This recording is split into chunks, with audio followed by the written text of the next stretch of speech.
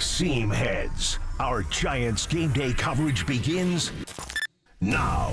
It's the mosaic. So before gloves start popping, diving, he makes the catch, and bats start cracking, it is gone. We bring you the voice of Bay Area baseball for the past 29 years. As I always say, baseball reflects what life is all about. This is Talkin' Baseball with Marty Laurie. That's what we do. We talk ball. On KNBR, the sports leader. And good morning, everybody, and welcome to Talkin' Baseball on this Sunday morning as we get ready for Game 3 between the Giants and the Dodgers. And what can happen today? My goodness. You know, yesterday was a typical Giant-Dodger game, and I saw it coming. I tweeted out about the third inning when the Giants said, look, Glasnow is a terrific pitcher for the Dodgers. He really is. Great stuff. But he had no command of it yesterday. And the Giants can hit fastballs. They can. And he couldn't really command the off-speed pitch. And by the third inning, I said, wow, he's going to be out of here. And the Giants had that 5-2 lead. And then all of a sudden, the Dodgers were coming back. And I tweeted out about the third inning, I said, get ready. This is typical Giants-Dodgers, and we have to remind ourselves every year, every series, when these two teams meet, nothing goes the way it should. That is just the way Giants-Dodgers baseball has gone on.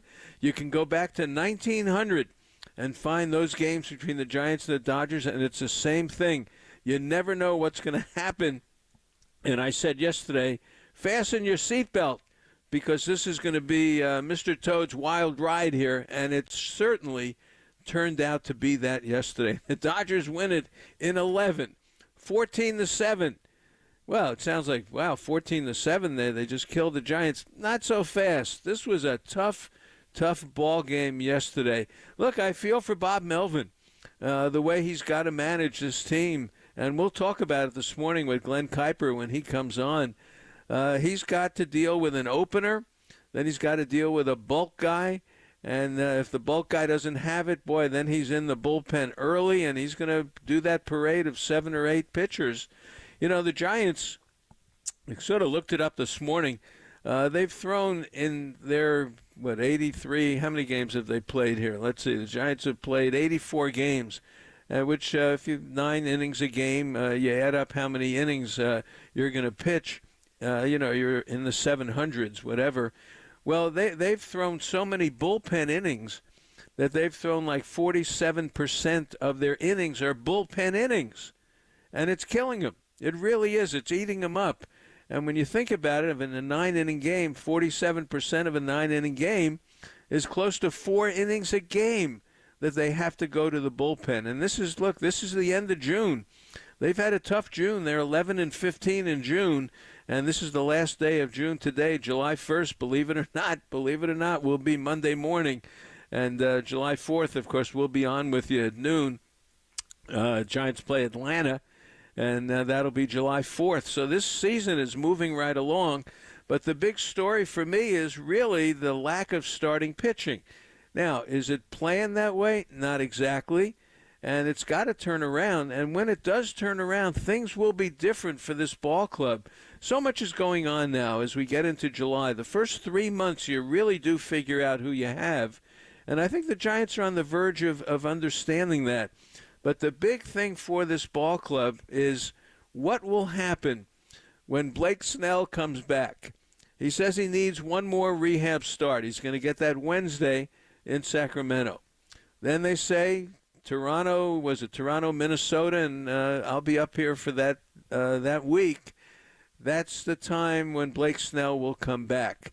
Alex Cobb is going to pitch tomorrow in San Jose. And, once he's on the mound and throwing and the shoulder's okay, it's just a matter of time till he's back.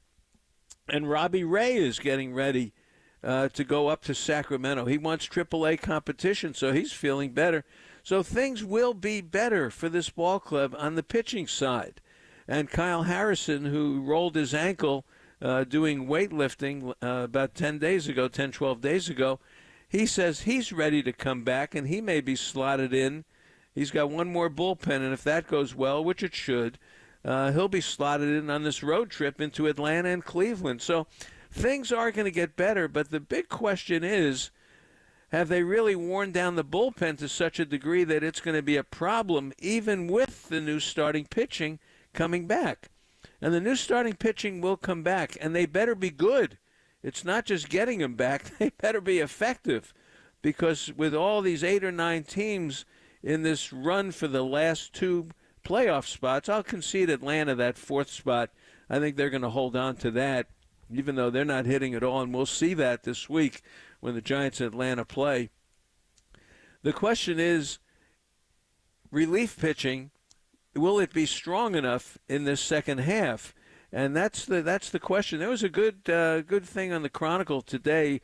Susan Slesser and John Shea did the point-counterpoint. Should the Giants trade and turn the keys to the kingdom over to all the kids, or should they add at the trade deadline a couple of relief pitchers or maybe an outfielder? And I tend to go along with Susan, who took that position. I'd add a couple of relief pitchers, and that's my point this morning. They've had to use so much relief pitching that you can't use these guys as much in the second half. And we're into July. This is when we cross the desert, so to speak. This is when baseball gets a lot tougher, and you better have your pitching intact at this point.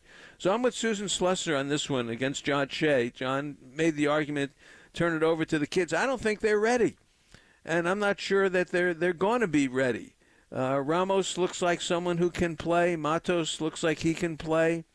But, Luciano, Schmidt, I don't think you could just say, well, get rid of this one and that one and bring these guys up and turn it over to them. They're not ready for that. So I think I'd keep it the way it is, and I'd add a couple of relief pitchers.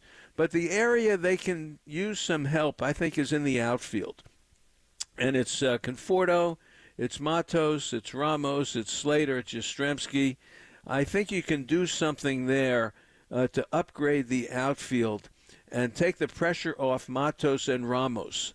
Matos is really a challenge defensively and offensively as well. He gets into a couple here and there.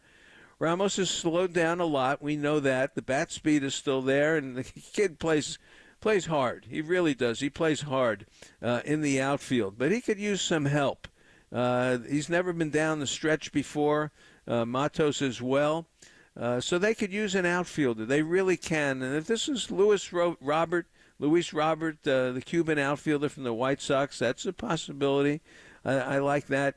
But this is going to be a real challenge for Farhan to figure out. Do I stand pat and just say, well, I got the pitching back and let me leave the offense the way it is? Or do I become a little more bold and say, yeah, I want to go out and I want to upgrade that outfield a little bit and maybe move a couple of minor leaguers? It's okay to move minor leaguers. It really is. You're going to get more of them. You're going to get more. It's okay. And move a couple of them and get an outfielder and get a couple of relief pitchers. I think you need some help in the relief pitching. I think this last couple of months has taken such a toll on the relievers that they're exhausted. They are. Ryan Walker's been terrific, but can he throw 80 games? And even with Ray coming back and Cobb coming back and Snell coming back, they're not going 7 or 8 innings. You're still going to be in the bullpen a lot. So you do need extra arms in the bullpen. I would absolutely add there. And I would add an outfielder, too, and take the pressure off this outfield that they have now. They can't carry you the whole way. And I think that's where I would go. 3 trades, a couple of relievers and an outfielder. And I think we're ready to compete here in the second half. So that's my thought on Sunday morning. All right, a little bit of yesterday. 39,663 at the park yesterday, 3 hours, 45 minutes. The Giants, and look, the post-game shows were terrific. Bill did a great job, and the wrap-ups by the radio guys were perfect yesterday. They explained what happened in this 14-7 game. Giants had a lead, 5-2. Then they were down 6-5, tied it up. Dodgers, this Rojas is killing them. Betts is out, and Rojas, a couple of hits, drove in 3 or 4 runs yesterday, big runs. But the point is the Giants had a shot to win this thing. And they generally win when they're in this position. It was surprised that they didn't get it done in that 10th inning. And, boy, it was painful to watch it. But I even tweeted out, I said, this game is over. And it wasn't. But in that 10th inning, look, it's tied up. Duvall has already pitched. And the problem, I'll get to the bottom of the 10th and the 11th inning when the Dodgers really opened it up in that 11th inning with 7 runs. But you get it, the runner is on second base already. VR comes through with a huge double. And Hudson threw a fastball. Dodgers throw a lot of fastballs. The Giants can hit fastballs. They can. They can hit them right down the middle. Chapman has a little trouble at the speed, but the rest of them can get it done. So VR comes through with a big, big double, clutch double. He almost hit it out to win it. He really did hit it off the wall. So that ties it up. Now they walk Wade intentionally after going 3-0. I don't know why they didn't walk him right away. So it's first and second. Ramos hits a little dribbler down to third. They can't make the play there. Now the bases are loaded. 1 out. Ahmed was at first out. He didn't get anybody over. And here comes Bailey. And I said, this is it. This is it. We've seen Bailey 1,000 times now. Just knock it up the middle, get under the ball, hit a fly ball. He's not going to strike out. Well, he struck out and chased the ball up out of the strike zone. Very surprising. It really was. All right, so that's 2 out. And here comes Chapman. And the first pitch, he gets under it and pops it up, and it goes back to the screen. And Will Smith comes back and makes a nice catch there. Will Smith's a good catcher. He is. Is he Buster Posey? No, he isn't. But he's an awful good catcher in the National League. So now Jelly gets out of the 10th inning. Of course, he did at the top of the 10th, and I thought the Giants would win it there. And, and as I've said so many times in these extra innings, you need a strikeout guy. And here they're asking Jelly to go a second inning, and it just wasn't going to happen for him. He just was not as sharp. And you need strikeout guys in extra innings because you got to stop them from moving the runner over to third and all that kind of stuff.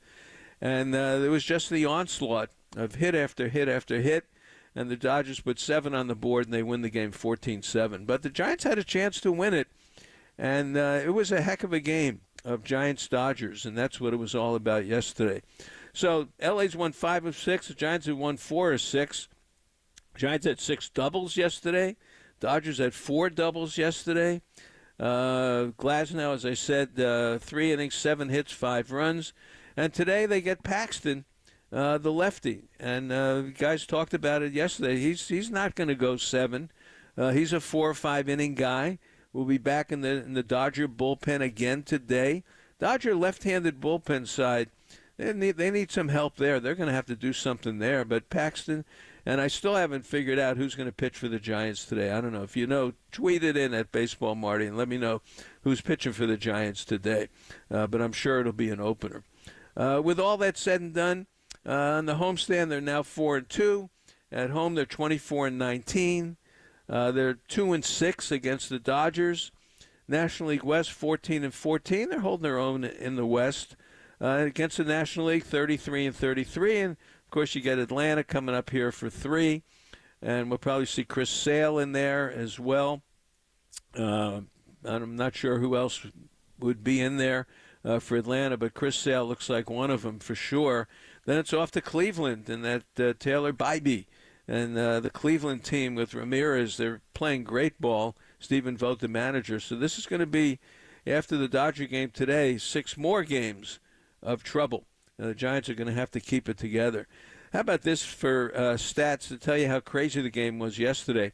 The Giants left 15 on base. 15 on base. Yesterday, the Dodgers left 9 on base. There were 29 hits in the game. Only 1 homer, and that was Ohtani, who hit his 26th. But runners in scoring position, the Giants were 5 for 23. Can you imagine that? 23 chances with a runner in scoring position and 5 hits. And that's really the story of the game. And the Dodgers were 10 for 19, but a lot of that happened in the last couple of innings with the ghost runner and then the 7 runs, of course, in the 11th inning. The Dodgers on the road are 27-16. The Giants at over 500 teams, only about 37% winning percentage. So that's got to be a little bit better because they're going to face 2 winning teams here coming up, at least in the next 6 games, and plus the one today, that'll be 7. Well, San Diego won yesterday. St. Louis got beat yesterday, and they have the 2 wild card spots down. But after that, from the Mets right to the Cubs, it's 1 game back to 4 games back, and you've got 3, 6, 7 teams in the middle there. So there's still so much baseball left to be played on this. So it's Sunday, and I like to catch up on Sunday, talk a lot about what's going on. Giants made a couple of base running mistakes, too, yesterday. Cannot have that. Soler ends up, come on, there's a ball hit ahead of him, and he's going from second to third. Please, you're a veteran. That isn't just not acceptable. And then Chapman, I don't know what happened. He got no man's land, and he ended up getting thrown out of third with nobody out. So, and he knows it. You can't do that. So that was a couple of bad plays they made. And Nick Ahmed, the arm, he had the shoulder surgery, and it cost him yesterday. A slow throw to first, and ended up costing a run yesterday. So he's got to get rid of the ball fast, and he does. But he's got to do that. You always have to know who's running, and that cost the Giants yesterday too. So they did make some mistakes on the bases yesterday. And then the 5 for 23 tells the story of runners in scoring position. So we'll see what they do today. All right. A couple of things to talk about. One, Woe and I, Ron Wotus, he is on assignment today, so we won't have Woe today.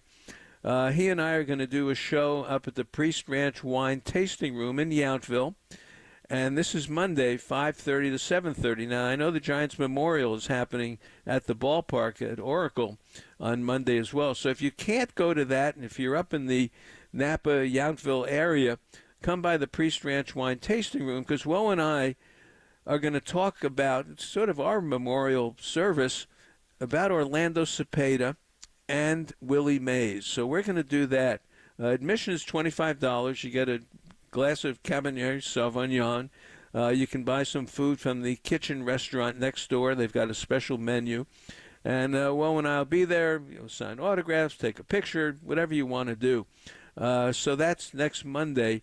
And if you go to the priestranchwines.com, you can sign up, and I say it'll be worth doing. We have our contest going today for dinner for 2 at Original Joe's at Baseball Marty. Just guess the score of today's game. Raph is ready for that. Raph also is the Secret Santa. If you're participating in the contest, he comes up with someone just randomly every week for dinner for 2 at Soto Mare in North Beach, 552 Green Street. Rich and Laura Azzolino. It's a lot of fun there as well. So it's Sunday. We like to do these things, and that's what we do. All right, now, we lost Orlando. We know that Friday as he passed away. And Raph went into the archives and came up. Remember Chris Haft and I used to do greatest game. Every Sunday we'd come up with the greatest game in Giants franchise history. And Raph remembered one we did that involved Orlando Cepeda. And, of course, it was sponsored by Georgie Brothers at that time. And he went back and found it. It's about 8 minutes. But it's Chris Haft and I, Chris of MLB.com and I, talking about one of the great games in Giants franchise history and one of the great moments of Orlando Cepeda. And he is on this interview as well. You're going to love to hear his voice. So that's our special treat on Sunday morning. We'll take a break. We'll come back with, and I'll introduce it again, with one of our greatest game segments in Giants franchise history, and that features Orlando and Willie Mays. And we've got a couple of these that I found. So this is the one that I really enjoyed. So we'll take a break and come back with it right after this. Talking baseball with Marty Lurie on KNBR 104.5 and 680, the sports leader. Experience the epitome of luxury and craftsmanship with Inicio Windows and Doors, another exciting product line from BMD Manufacturing. Inicio Windows and Doors sets the standard in ultra-premium European design. Wow. For the most demanding American building standards. Available both in steel and aluminum, they are meticulously engineered to elevate your living space to new heights of sophistication. Learn more about Inicio Windows and Doors today. Discover the perfect blend of European beauty and style with unwavering durability and strength. Visit InicioWindows.com. INICIO Windows.com.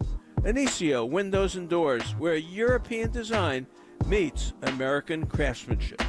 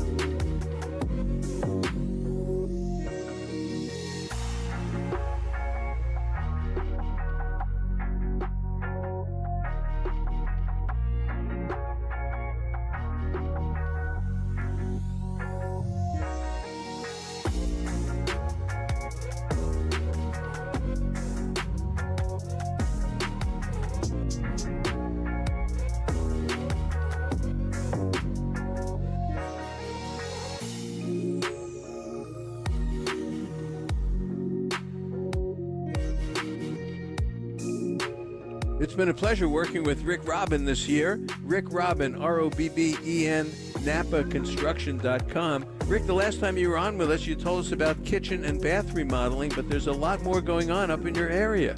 Yes, there is. ADUs, auxiliary dwelling units, which are known as dwelling units. We can do your existing garage, attached garage, even building a new unit in the back. And so what we do is come out, bring our architect out there. Such a great thing. No sewer hookup fees, no water hookup fees. So that's what we do. Rick, how does one start the process with you? How does one get in touch with you? Oh, you call Tammy, 707-332-7575, 7 days a week. Rick Robin, ConstructionNapa.com. Rick, the thing I like about this, no problem for me. You come out with the plans, the permits, everything is in-house, no fees, and you get a new unit that you can rent out and get money back on your investment right away. I like it, Rick. Thanks, Marty. Love talking to you. Rick Robin, ConstructionNapa.com.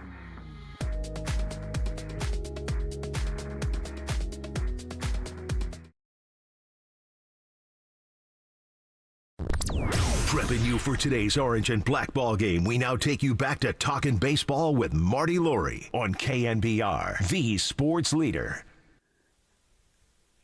I like working with Rick Robin. Rick Robin Construction up in Napa does a great job. And these the granny units, like he talked about. The thing I like about Rick, everything is taken care of. Like I said on the spot there, you don't have to worry about anything. It's the plans, it's the permits, and everything else. And they construct this. And believe me, you rent it out or you do something with it, you get your investment back, and it's easy to do. And he's the best at doing it. So Rick Robin, Napa.com, the construction up there, very good. Call Tammy, and if you need any information, Raf has it in the studio as well. As I said, we did the greatest game. We did it for a number of years, and we've got them all archived. I'm so glad Raf went into this morning.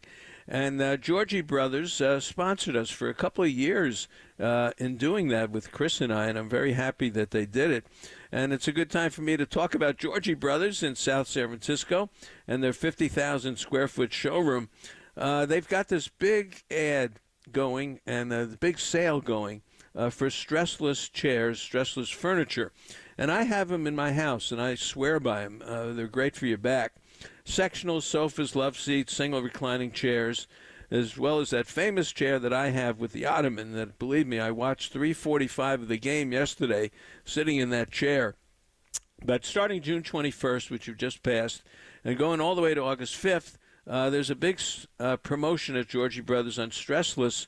It's on-the-spot summer savings, and you can save $100 for every $1,000 you spend. So when you go up to the showroom, tell them I sent you. Sit in these chairs. Just check them out and see what you think about it. So if you want to go online, it's Georgie Brothers Furniture. The showroom's in South City. It's free parking. They've got great Giants memorabilia there, too, since 1933. Wow. Rob Georgie is the best. It's Georgie Brothers, GIORGIBROS.com. That's GIORGIBROS.com. And check it out. But the stressless chairs, I swear by them. And everybody in the family has one, believe me. All right.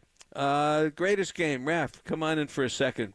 We found this greatest game that we used to do. Did you like this one? Hey, it's one of the best, Marty. No, anytime you could hear Orlando's voice, it's just, it's something you got to hear. Yeah. This is, as we said, this is pure gold, right, yeah. Jerry? It's gold. Yeah. Right, Seinfeld? This is pure gold. All right. Well, here we go. Thanks, Raf, for finding this. So here we go. It's the greatest game in Giants history. It's me and Chris Haft, and you're going to enjoy this. So go ahead. Marty Laurie here with Chris Haft as we look at another great game in Giants franchise history. Of course, Chris with MLB.com. Chris, we're going back to a holiday. It's July 4th, 1961. It's a doubleheader in Wrigley Field. It's the Giants and the Cubs. This is the first game of two in Wrigley. Let's play two, as Ernie Banks used to say. And Banks is in this game. And the starting pitchers are Eddie Fisher, the knuckleballer for the San Francisco Giants, and Don Cardwell for the Chicago Cubs. So here we go, July 4th, 1961, first game of a doubleheader at Wrigley.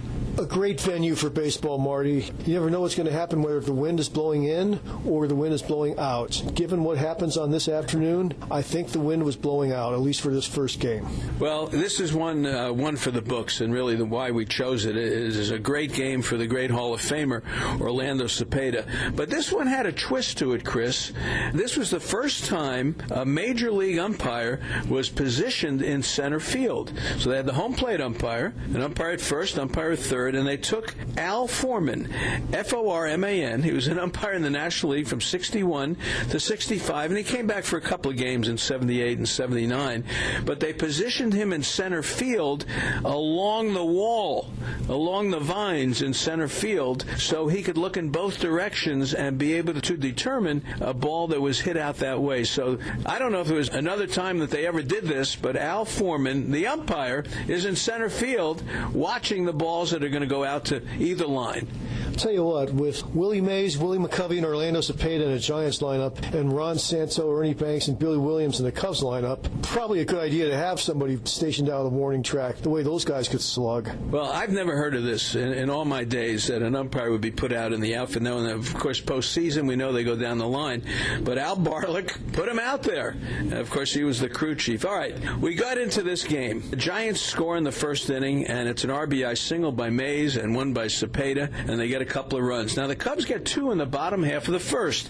And Alvin Dark, who always was a little bit strange in some of the things he did, he pulls the pitcher, Eddie Fisher, after three batters. After Al Heist, Jerry Kindle, and Ernie Banks, he's gone. The Cubs have scored 2 runs to tie it up, and he brings in lefty Billy O'Dell at that point after only 3 batters, and it's a 2-2 game. Marty, I've covered a lot of baseball, watched a lot of baseball, and I don't think I've ever seen anything like that happen. But one thing about Alvin Dark, he ended up winning the pennant with the Giants the following year, and having played as long as he did at shortstop as a pretty canny infielder for the New York Giants. It was a wacko move, let's face it, but it worked, and he probably knew it would work with a quality pitcher like Billy O'Dell taking over. Well, O'Dell comes in, and now the onslaught starts, and this is why we picked this game for Orlando Cepeda. In the San Francisco third inning, they get 4. Cepeda gets a double for 2 RBIs, so that's 3 for him right now. You go to the San Francisco fourth inning, 4 more in the fourth inning. Cepeda doubles in Mays, so what is that? That's 4 RBIs for Cepeda at this point. We go to the 6th inning. The Giants now are going to be up 13-2. Cepeda gets a base hit, and McCovey scores on the play. They're now up 13-2. We go to the 7th inning. Jim Brewer is in for Dick Drott. Cepeda comes up with McCovey and Felipe Alou on base. And Chris, he hits one, and I've talked to Orlando Cepeda about it. We're going to hear from Orlando Cepeda. He hits one that goes 525 to 550 feet. He hit the top of the scoreboard in Wrigley Field, one of the longest home runs he ever hit in his life, and he remembers it vividly. I knew I got it because, when you hit the ball hard, the bat tends to bend. I don't remember, it was a high fastball. I hit it. I stood in home plate. I want to watch it. I want to see how far the ball goes. Now it hit the top of the scoreboard, yeah. Orlando Cepeda put fear in pitchers' hearts. That's pretty much all there is to it. He's the guy who, when he came up in 1958, Whitey Lockman said in spring training, too bad this kid is a year away. And Bill Rigney said, a year away from what? And Whitey said, the year away from the Hall of Fame. I mean, people knew right away how great a sluggard Orlando was, and he wins the Rookie of the Year, ended up later on, after the controversial trade that shipped him from the Giants, won the MVP award with the St. Louis Cardinals, and to the very end of his career, a guy who could put it out of any ballpark. Well, the big 3-run homer makes the score 18-2. This is the first game of a doubleheader, and it ends up to be 19-3, and that's the way this first game ends up. So Cepeda goes 5 for 5, scores 2 runs, and drives in 8 for one of the biggest games of his major league career. Cepeda that year had been hit by a pitch 9 times. He was the most on the Giants. So pitchers threw at him, of course, as he always said, they didn't throw at Mays and McCovey as much. They threw at me. Well, McCovey, Mays, and Cepeda hit 5th in this lineup. 11 for 15 in the first game, 8 runs and 11 RBIs in that first game of the doubleheader. All right, now Billy O'Dell goes 9 innings. Eddie Fisher's gone after 3 batters. The knuckleballer, he eventually was traded to the White Sox. Billy O'Dell goes 9 innings, 2 hits, 1 run, 1 walk, 13 strikeouts. Well, he had enough runs to work with as he ends up the winner in a 19-3 game and runs his record to 4-3. Now the second game, all right, now you have 20 minutes and get a hot dog and the players go back in. This is the traditional doubleheader in Wrigley, as Ernie Banks loved to say. Let's play 2. The Cubs win the second game 3-2. So 19 runs for the Giants in the first game. They lose the second game 3-2 on a run in the 8th inning of Dick LeMay. Mays had homered earlier in that game as 24th. Cepeda went 2 for 4 in that game, but the Cubs split the doubleheader with the Giants, winning the second game 3-2. Marty, this is the kind of stuff that drove Giants fans nuts in those days. This was not one of the 5 consecutive second-place finishes coaches, but might as well have been. They had so much talent, laden with great hitters were their lineups, and yet they'd lose after a spectacular performance like that first game. They'd lose games like that second game. They lacked just enough consistency to not emerge as the top team in the league. Well, the Cincinnati Reds did in 1961. And at the end of this day, they had a 2-game lead on the Dodgers, and the Giants were 5.5 back. Chris, let me give you the lineups for this day, and just to tell you, how good the Giants were. Joey Malfitano had a big day that day as well. He had a few hits in the first game. Then Harvey Keene, McCovey, Mays, Cepeda, Hobie Landreth, Jim Davenport, Jose Pagan, and then, of course, Eddie Fisher started. For the Cubs, Al Heist. He could run. He got an appropriate name, Heist. Jerry Kindle, Ernie Banks, George Altman, Billy Williams, Ron Santos. He had a couple of Hall of Famers, 3 out of 4 in those positions. Sammy Taylor was the catcher. Ed Boucher at first, and Don Cardwell started for the Chicago Cubs that day. Chris, as you said, Orlando Cepeda, Rookie of the Year in 1958, MVP in 1967. This is what he did in 1961, and had to fight for a raise after this season. That's what baseball was like. He played in 152 games. This is Orlando Cepeda, the Hall of Famer. 585 at-bats, 105 runs scored, 182 hits, 28 doubles, 4 triples, 46 home runs, 142 driven in, 12 stolen bases, hit .311, on base of .362, and a slugging of .609. So this was one of his best days ever. 5 for 5 in that first game, 2 runs and 8 RBIs. I like this one. It's one of his best games ever, during one of his best years ever, and yes, as a statue outside of AT&T Park reflects one of the great players in Giants history. Well, I like this one. First game, 19-3. It's a doubleheader in Wrigley on July 4th of 1961, and one of the umpires was stationed out by the wall to see the plays out by the vines. How about that, fans? All right, that's another great game in Giants franchise history. How about that? Look, we can do all the tributes to Willie and to Orlando, but to hear that, to understand how good he was, Orlando, and with Willie as well. And we've got another one with Willie where he goes wild in so many games. But that was a pleasure. That was a pleasure. And to hear Orlando's voice, he stood at home plate. I want to see how far that one went, over 500 feet. That's pure gold, Raph. Pure gold. Do you like it? Yeah, I love it, Marty. It's especially here in Orlando. It's just I just want to watch the ball, Marty. It was so good. How about the umpire in center field? Yeah, when do we see that? I mean, maybe in the playoffs when they're on the first and third baseline, but that's definitely a new one. and really, Billy O'Dell came in after Eddie Fisher was an opener. Wow. And when Chris and I did this is a few years ago that we did it. We hadn't had the openers yet, but Alvin Dark used Eddie Fisher, the knuckleballer, to get the first 3 out, got him out of there. And then Billy O'Dell wasn't they didn't go to it wasn't a bullpen game because he pitched 9 innings. Of course, he had 19 runs to work with, so they didn't take him out. But right. Yeah, that was an opener. 1961. I mean, way before their time doing an opener. Alvin Dark. Yeah. Alvin Dark. And he did stuff like that. So that was pure gold for me. Yeah. And, we talk, and Will and I will talk about this when we're up at Priest Ranch Wines at the tasting room in the outfield on July 8th. But this is the kind of stuff that, everyone's, Orlando was this, Orlando was that. But to hear that and to understand how good he was and how dominant he was as a player and as a Hall of Famer, that puts it in a good perspective. It makes me feel good to hear his voice. Wow. Yeah, and we have a lot of good greatest games in Love of the Game Productions, your website, and it's go check it out, fans. Yeah, and this we'll archive this one, right? Oh yeah, definitely. No, this will be on the live stream and also on your website and Love of the Game Productions and also on KNBR.com. Yeah, beautiful. Yeah, this is one worth listening to. I'm really glad we did that. All right.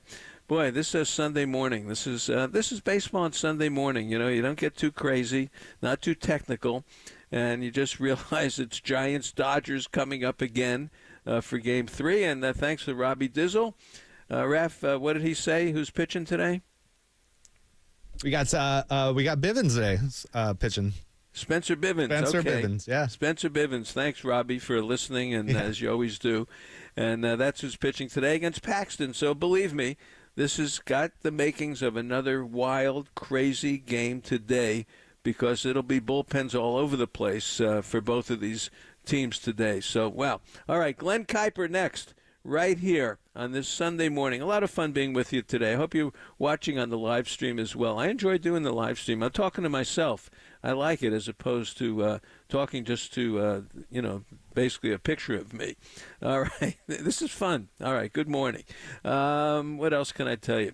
My good friend Michael Gaines. We do so much baseball together, and his wife Betsy's under the weather, and I know we're thinking about Michael and Betsy, and I just wanted to mention that today as well. All right, Glen Kuiper next, right here on the Sports Leader. Talking baseball with Marty Lurie on KNBR 104.5 and 680, the Sports Leader. Fans, Bridge Bank delivers their clients full relationship banking, including treasury management solutions and global market services. Bridge Bank offers financing solutions to businesses for their working capital, equipment, and real estate needs. This is very important in today's world. Fred Voss is the Senior Managing Director of Bridge Bank's commercial lending efforts in Northern California. He has commercial banking teams in San Jose with Jesse Garcia, San Francisco, Oakland, Cheadle, Cordova, and in Pleasanton. Bridge Bank, it's like banking at home. I can't say enough about it.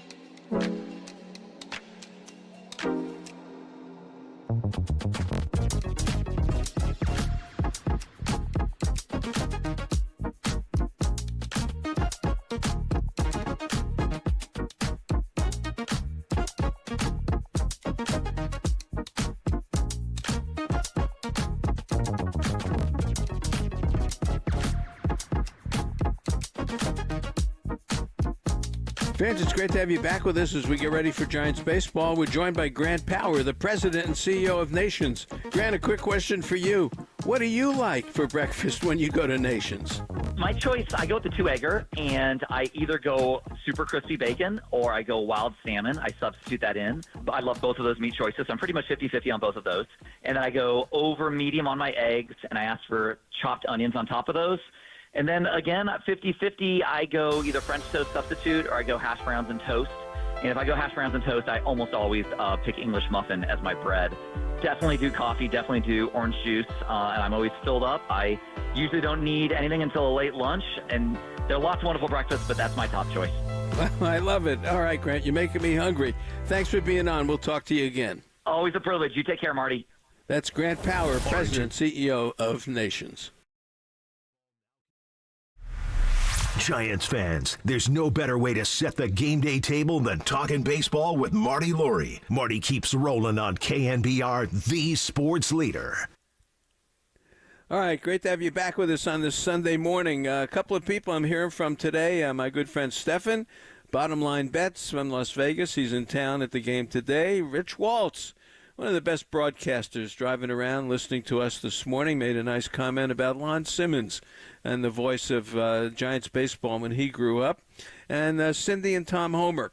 Always nice to hear from Cindy and Tom, and I appreciate their thoughts as always. Michelle Herrera yesterday, a nice note from her. Billy Ferrer.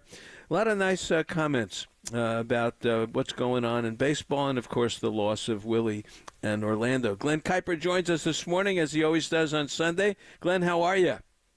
I'm doing great, Marty. How are you today? Good, good. I'm having actually fun today. I thought the game yesterday was nuts, and it was typical Giants-Dodgers. We've seen it a million times, and once Glasnow was all over the place, I said, boy, this one is going to get crazy.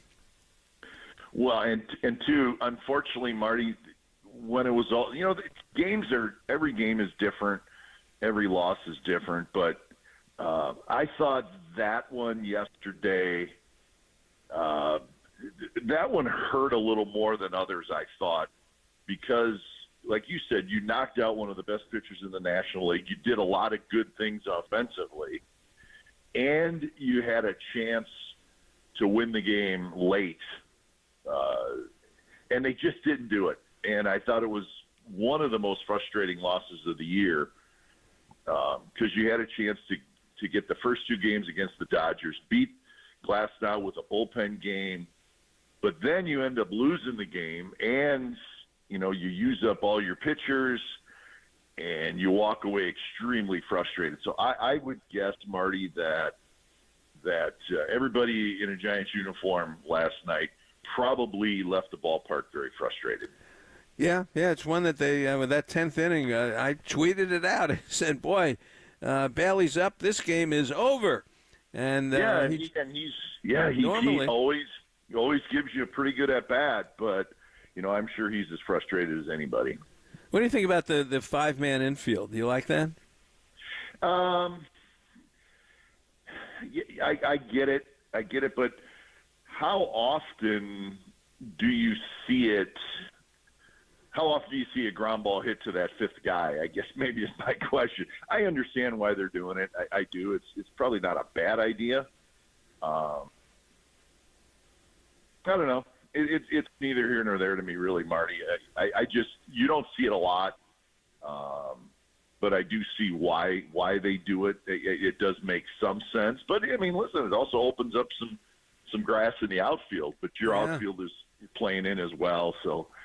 I guess I'm fine with it, Yeah, I think it does something to the hitter's eyes as well. Could be, yeah. Yeah, because you're looking at 5 in front of you, and then you're sort of saying, "Wow," it's like playing golf and hitting a ball in the wind. You got it. Just changes you a little bit. So I don't know. We'll see. But you're right. It's a game they should have won, and they let it get away. But how about, I said this in the open, Glenn, this morning.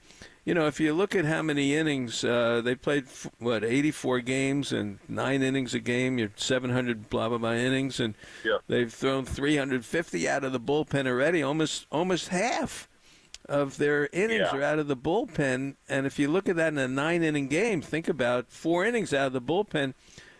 It's got to stop. I mean, at some point, you just can't do that. And we've, I think you and I have probably talked about this each of the last 2 Sundays. It has to stop. And everybody knows it, right? Everybody knows it's got to change soon.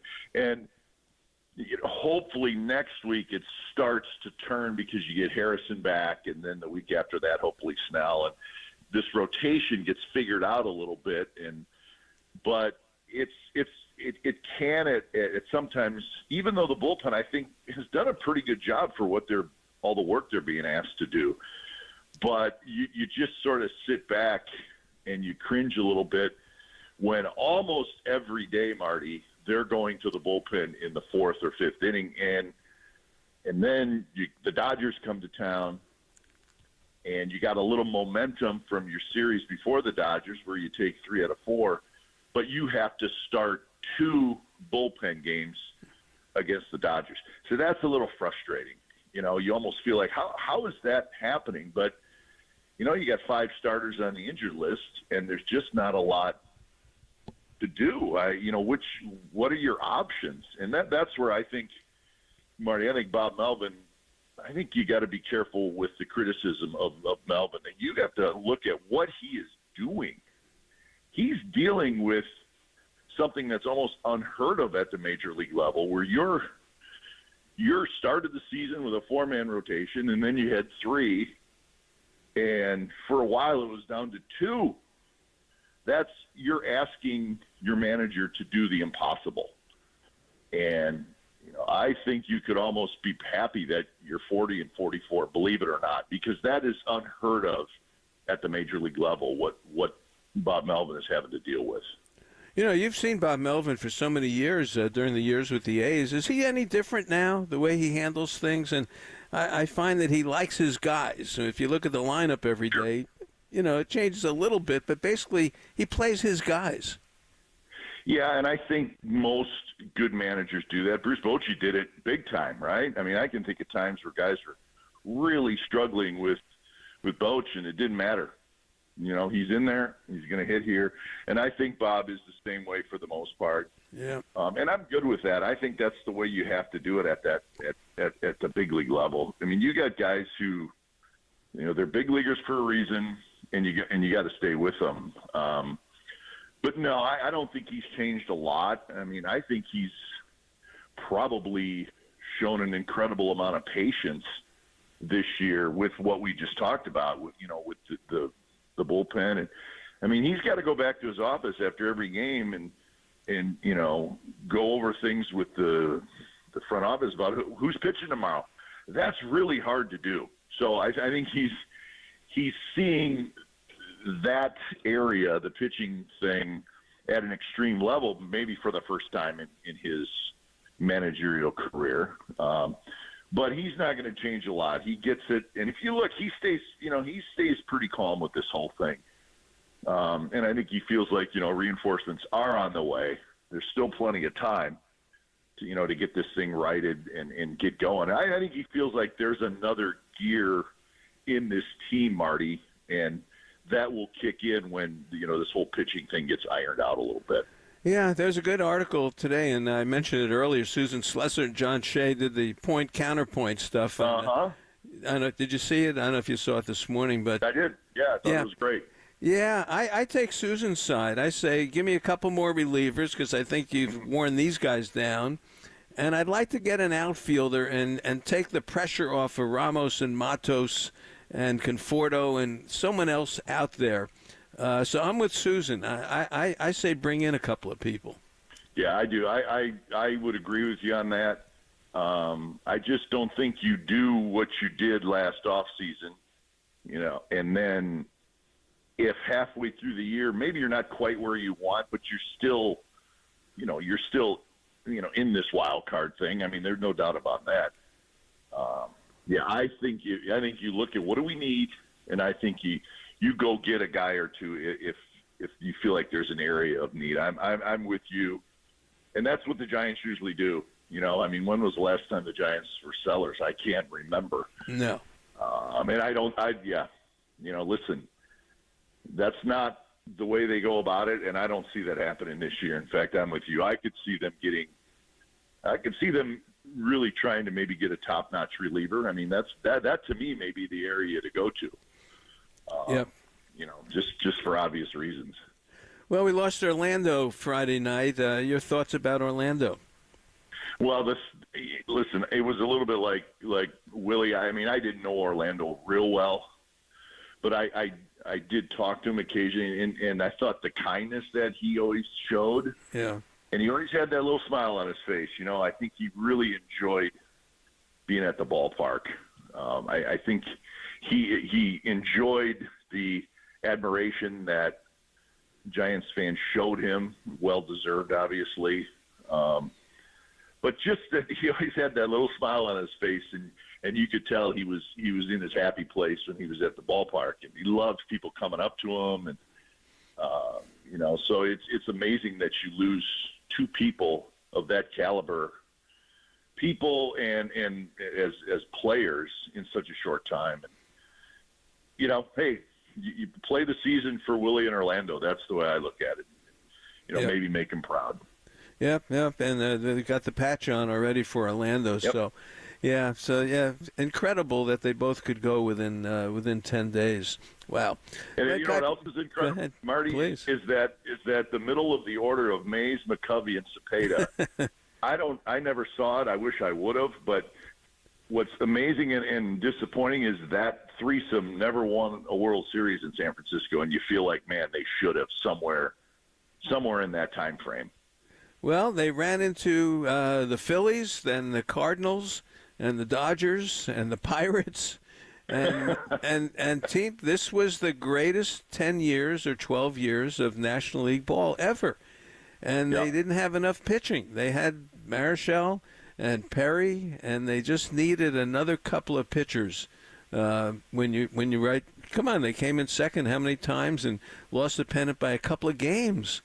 It's incredible. Sounds like 1993 a little bit, Marty, doesn't it? Yeah, it was like that. Seriously, you know, they were in it the whole way, and you'd come down to that last series, and again, you know, then it was a 10-team league, and you knocked the Astros around and the Mets around, but the tough teams in the league always gave you trouble, and everybody had pitching. Everybody, and that's why the Giants were fabulous with the hitting. But whoever had the best pitching would win, and the Cardinals had a lot of it. Yeah. Well, hey, I wanted to mention this to you. Did you see the new rule that says you can have the iPad in the dugout now, and you can see the box? Well, yeah, they just put that. They reinstated that, right? Right. That and here's the kicker. So now you could, you know, if the umpire, you know, misses it, you know, and the box is there, you can see where the pitch was. But if you use the box to berate the umpire and yell at the umpire, they can throw you out and fine you $1 million. Or not $1 million, but, you know, fine you for doing that. So you're allowed to look at it, but you better not say anything about it. How about that? So, you can look at it, but when you go back out there, when Patrick Bailey goes back behind the plate, he cannot say, no. I looked at the box and it was out there. Yeah. Okay. I don't know. I don't know that makes the hitter feel better, because he's still going to go out there knowing that the guy 2 feet behind him just screwed me by missing a call, but you can't say anything. Yeah. I guess.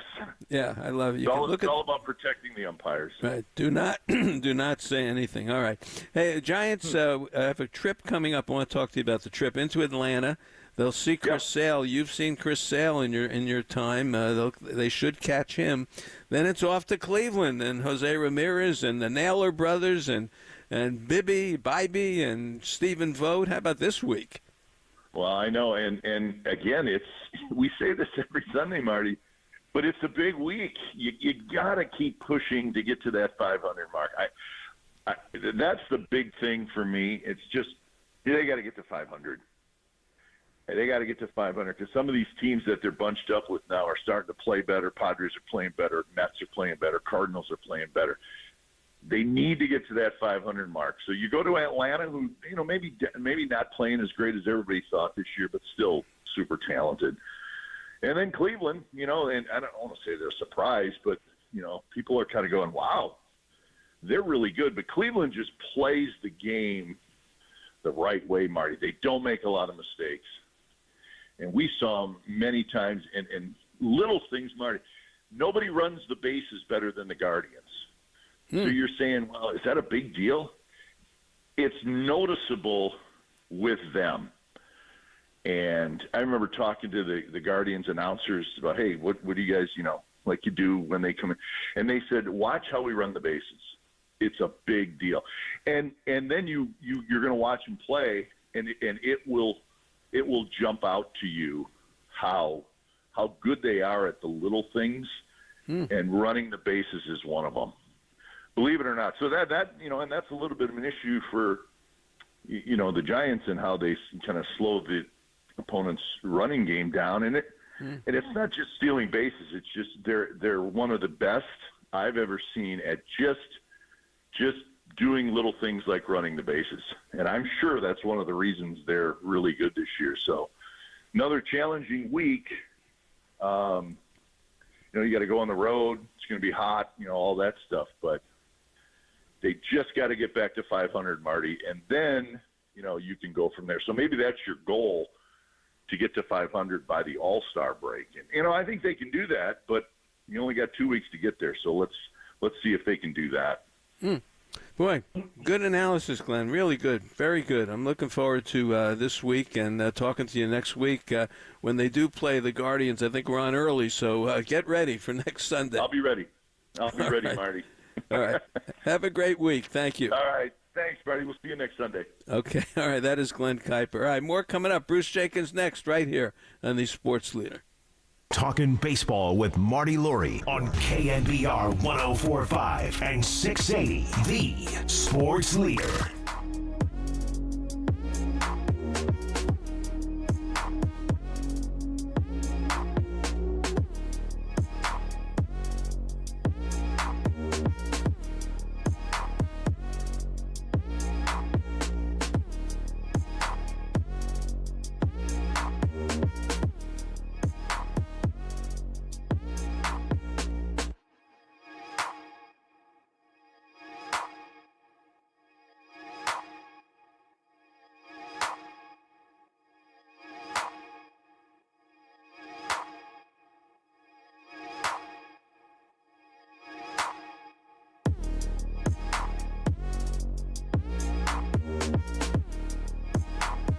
Fans, I heard from Gene Bagato up at Bodega Bay, and with the arrival of summer and the ensuing warmer weather, there's no better place to escape the heat than the Sonoma Coast. Up at the Tides Wharf restaurant in Bodega Bay, there's something for everybody. From the always popular fried calamari and New England clam chowder, to an in-house smoked fish and the Bodega Bay burger made with fresh chuck ground daily to ensure top quality. In the fish market, I love the sand dabs, one will find everything needed for a picnic at the beach or just to take home. And if you're looking to stay a while, the Inn at the Tides is just across the highway, waiting for you with its spacious rooms, all with bay views and a heated swimming pool. So if you're looking to get away this summer, remember the Tides Wharf and the Inn at the Tides in scenic Bodega Bay.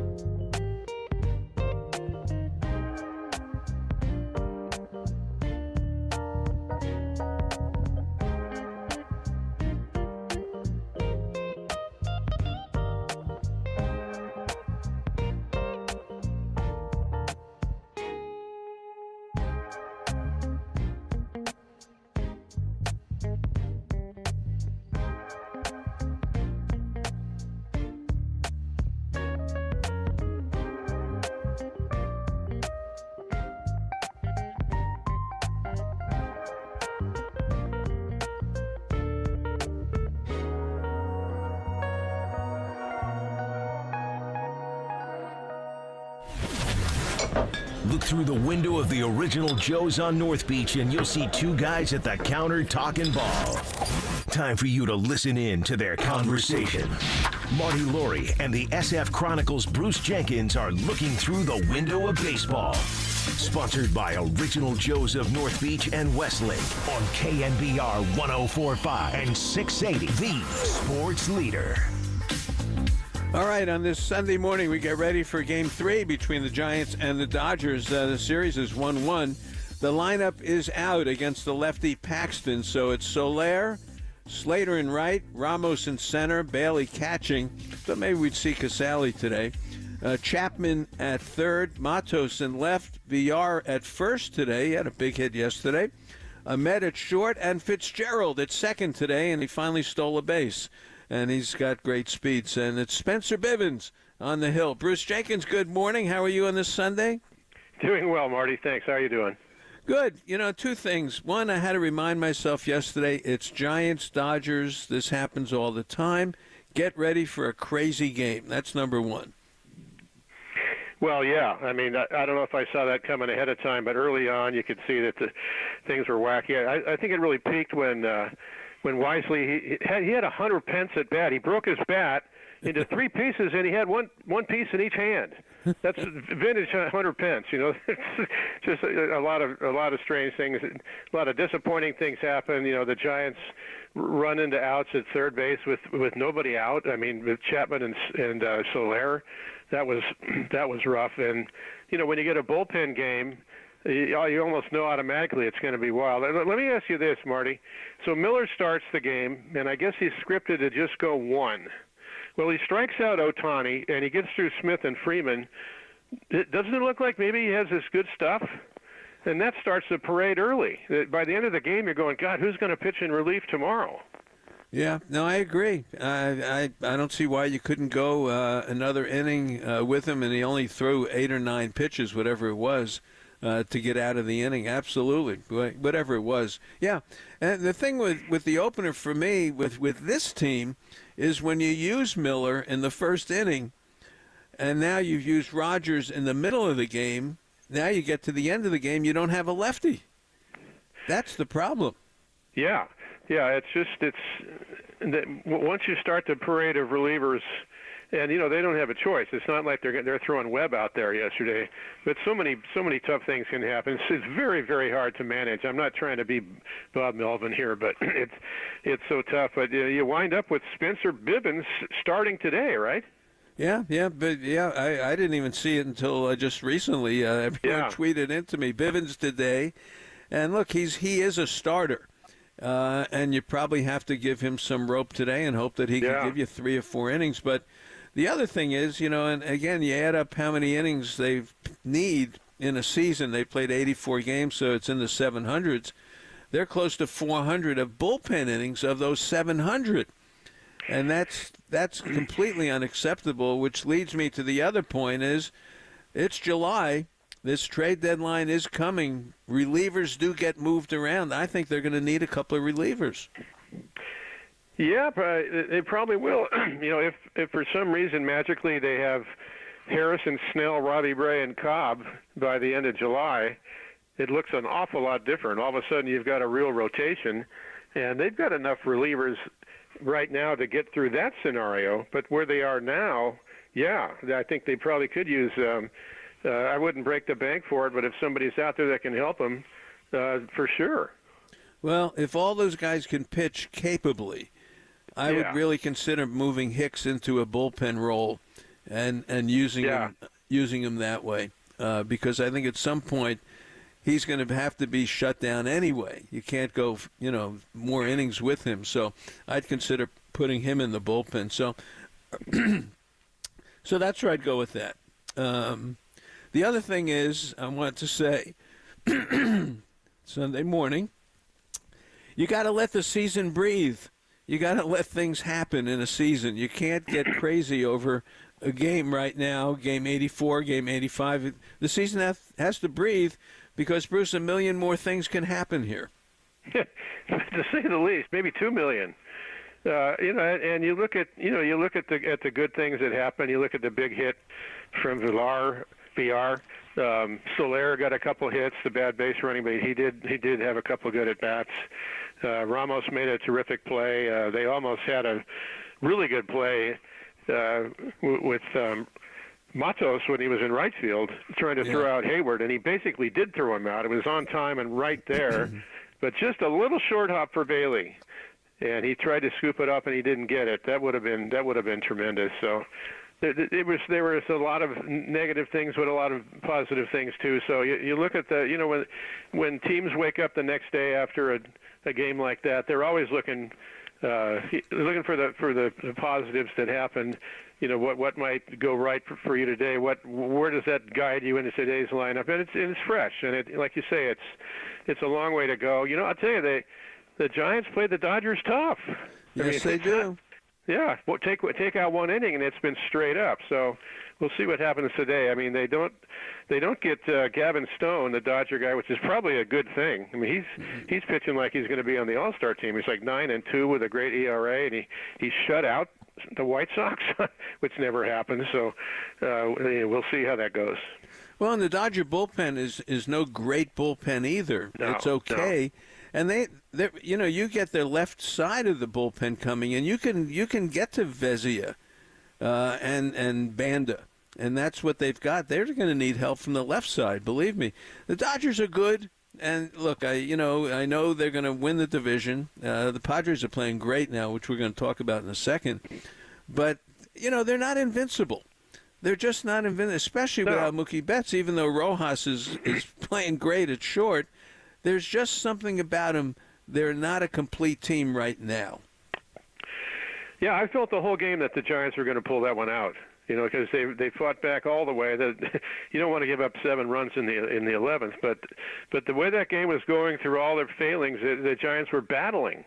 And I think they commented on the air. Somebody commented on one of the Fox guys. These guys, they just keep coming at you. They don't give up. They've got a lot of character, a lot of spunk. So yep. That's been a defining feature, I think, which I'm sure Bob Melvin's counting on that. Yep, and it's good. And VR, I do want to acknowledge him. He's in there today for Wade, obviously with the lefty going. But, boy, Bruce, he just missed knocking that ball out. He got a pitch right down the middle, and as soon as I saw the pitch and the swing, I think I yelled because I said he got it, and he just hit it off the wall. That was a good at-bat. Well, when he gets it, you figure it's going to go. He's got tremendous power. They've been talking about him for a long time, but he's done a couple things. It's hard for him to get in the lineup, but you can see that bat. That's not escaping their attention, and that tied the game in the 10th. It was really a shame because they had the bases loaded with one out, I think, and infield in, and Hudson struck out Bailey. That was a huge moment there.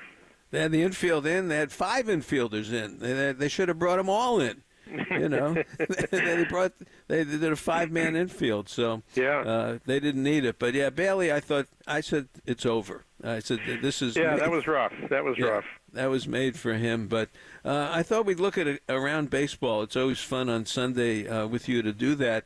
I mentioned Jonathan India yesterday, Bruce. Jonathan India has 8 consecutive. This is Cincinnati, the second baseman, 8 consecutive multi-hit games. He's gotten a double in 7 straight games. He's got an 11-game streak going now. He's 21 for 41. How about that? I really like that guy. He plays with a lot of flair, and he's a big part of the Reds. The Reds can get pretty flashy when De La Cruz is going crazy. He's got 40 steals, and India is just out of his mind right now. And I'm sure De La Cruz will probably make the All-Star team, but India is making a play, even though he's got Arias ahead of him and Marte, and probably Bryce Terang's having a great year. Cronenworth. I mean, second base is rich this year in the league. But India's been terrific.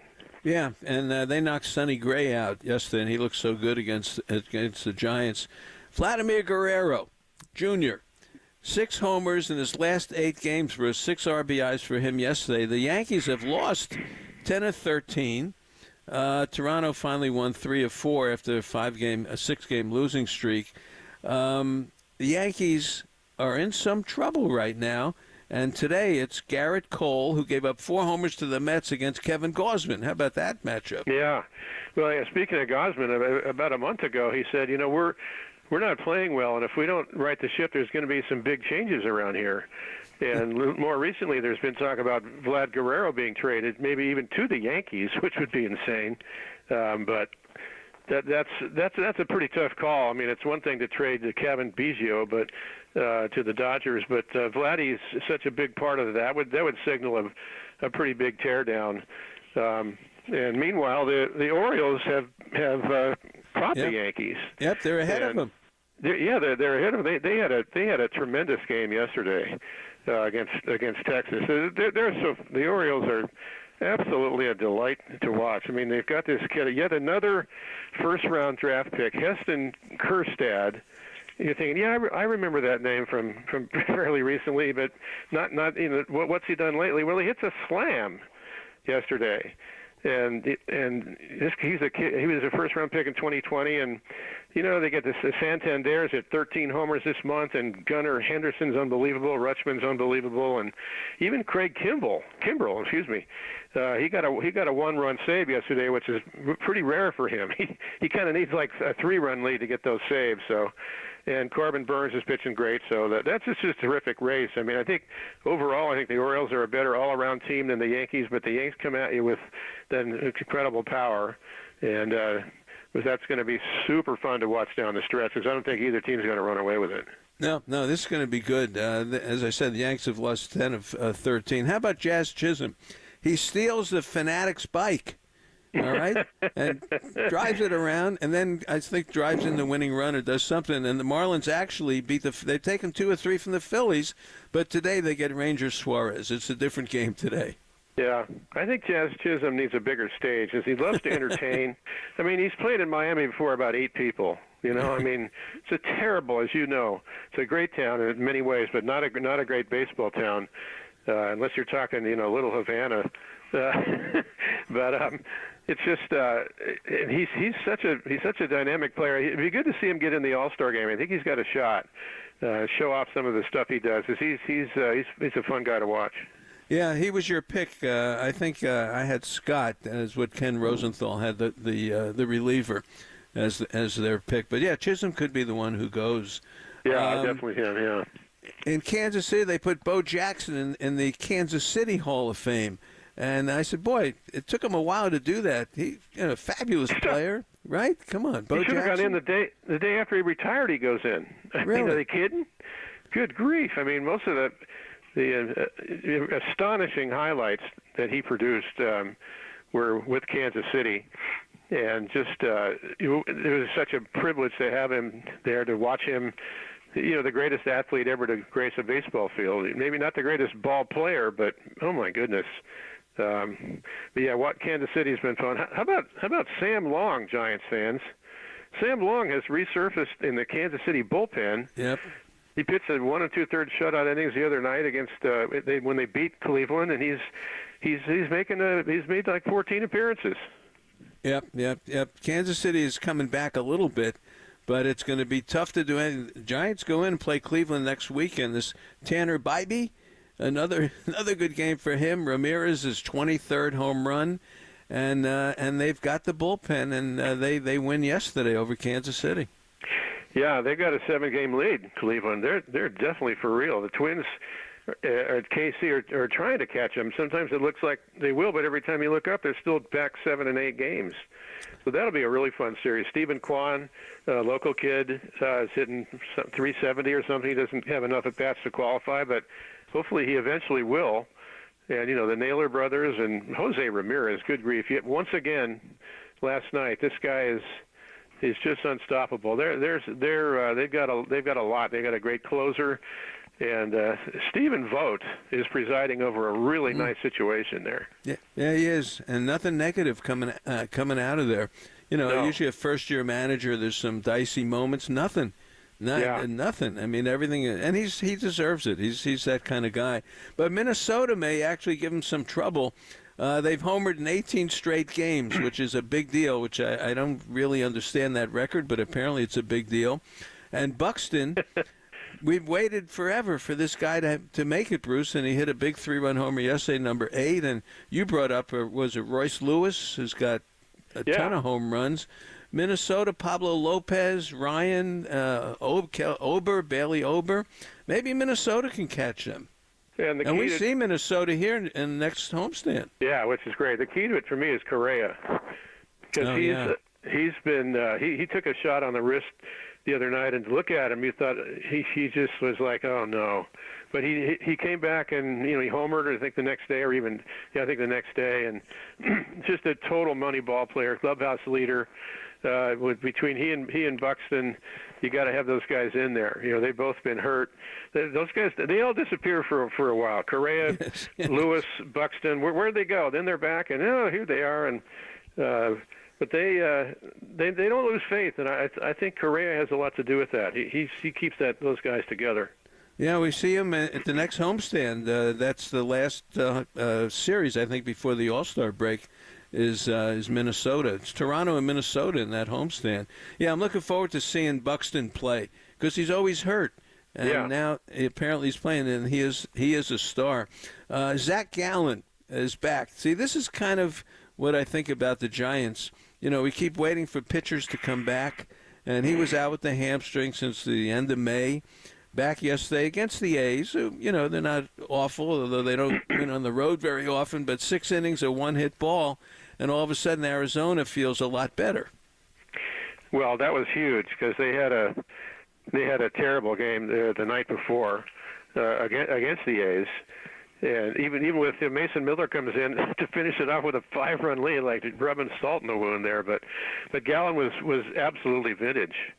And they need him. They're trying to get it where he's in there, and Kelly and Rodriguez and Montgomery, who had a terrible outing against the Twins. He was down 7-0 when he walked off the mound. So they're like the Giants. They see a rotation healthy within a month or so. Now Gallen is the first guy to come back, so they're looming that way as a threat. Well, that's what can happen. That's the thing about the Giants. Why I say the season has to breathe. And you have to just relax because there's a lot more to go. You get all your rotation pieces back like Arizona will eventually. You look like a different team, and that's what they did yesterday. All right, Pittsburgh. Our guy Paul Skeens, 9 strikeouts, 6 innings, 1 run. Pirates just cannot score runs. They just can't score, but our guy Reynolds got another hit, 25 games in a row, Bruce, for Brian Reynolds. How about that? Yeah, it came down to his last at-bat. Well, this could be it. That streak's over, and he triples. So that's still alive. And, Skeens, once again, the great 6-inning outing. He still hasn't taken a loss. He's got way more strikeouts than innings pitched and making a bid for the All-Star team. I noticed that Joey Bart's coming back after being out with a thumb injury. Not that that's terribly significant, but just for Giants fans. But, the Pirates are really fun, but especially when Skeens or Jones, is it Jones, the other guy?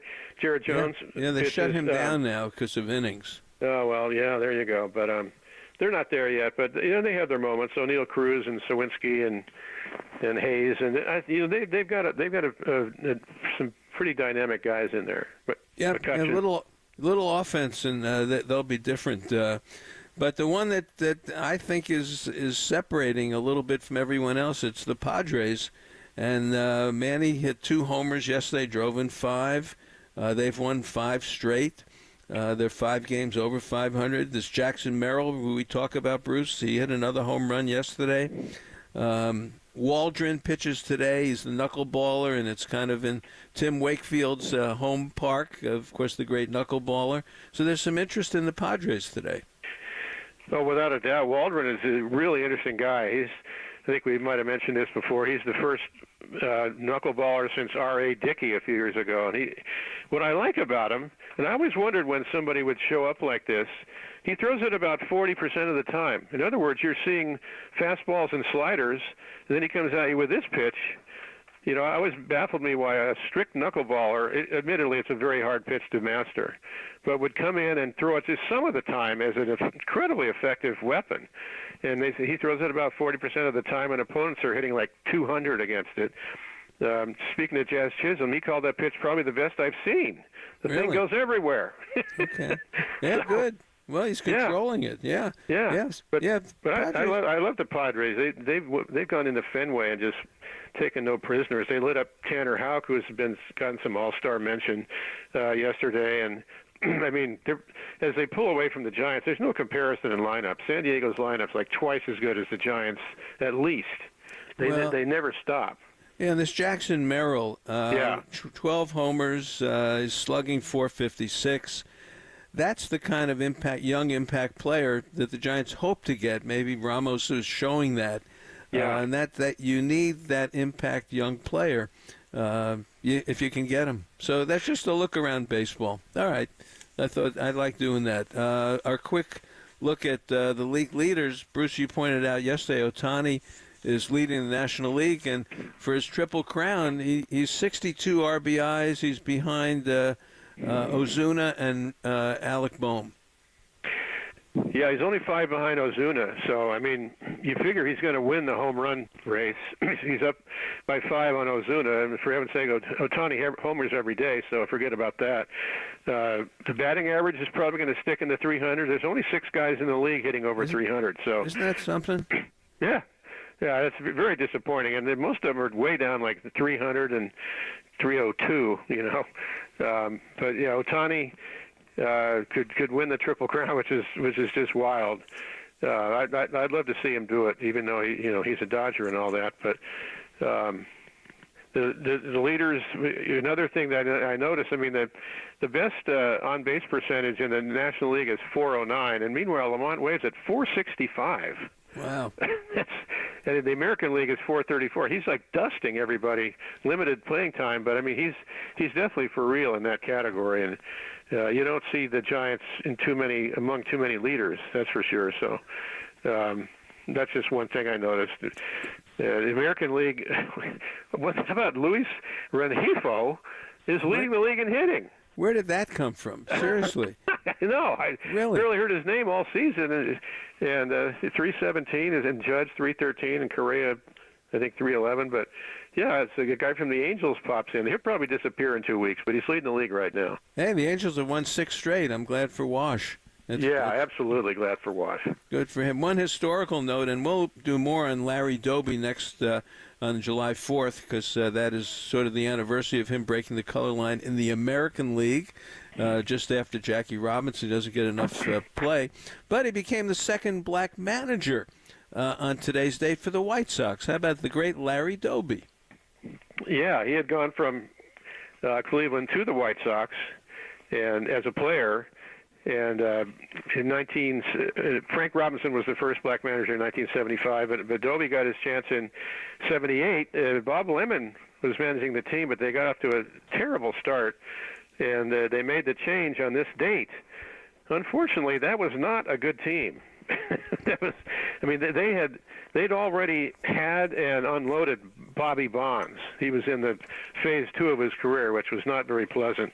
They just got him from the Angels. He was gone in May before Doby even took over. But Doby's outfit, he was under the gun when he took it. They went 37-50 under him, and that was it. He never got another chance. I was very disappointed about that. He was a very fine, upstanding man. He never, spoke of being jealous of Jackie Robinson being the first guy, and who remembers Larry Doby. He never loudly complained about not getting another chance as a manager. But he probably, why not give him a shot? I mean, let him take a team in spring training and see what he can do. Yeah. Well, we'll talk more about him on July 4th, because July 5th is his anniversary, and we're on July 4th at noon. Before the Giants and the Braves play that day. All right. Boy, that's a good one, Bruce. We covered a lot of ground today. This is good. We did. All right. We'll talk to you on July 4th. That'll be our next. Sounds good, Marty. All right. Have a good day. Thank you. All right. That's Bruce Jenkins. Boy, Jerry Eisenberg, don't forget, we'll have his special book on Larry Doby. We'll talk about that on July 4th. But coming up, Lincoln Mitchell. And he's got a new book out, and the 100 most important players in Major League history. And it's an interesting concept, and Lincoln will tell us about it when we come back right after this. Talkin' Baseball with Marty Laurie on KNBR 104.5 and 680, the sports leader.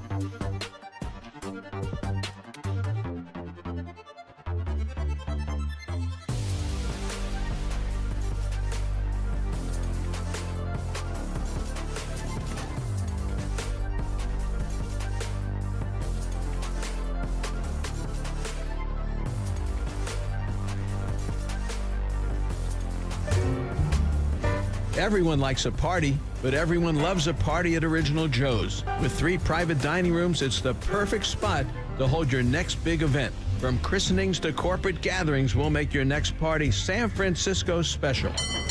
Original Joe's, see you at the counter.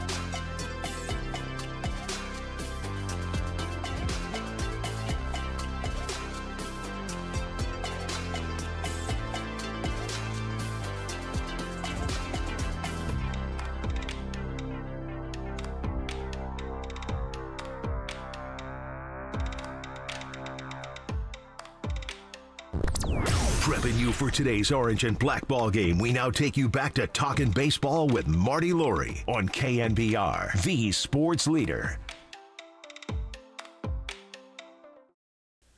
Hi, fans. Great to have you back with us as we get ready for Giants baseball today. A pleasure to bring in an author. We've had him on the show before, and he's done some really good work, and that is Lincoln Mitchell. And he's got a new book out, and it's called The 100 Most Important Players in Baseball History. Not the greatest players in baseball history, but as Lincoln will tell you, the 100 most important players in baseball history. Let me tell you a little bit about Lincoln. He's a professor at Columbia University School of International and Public Affairs.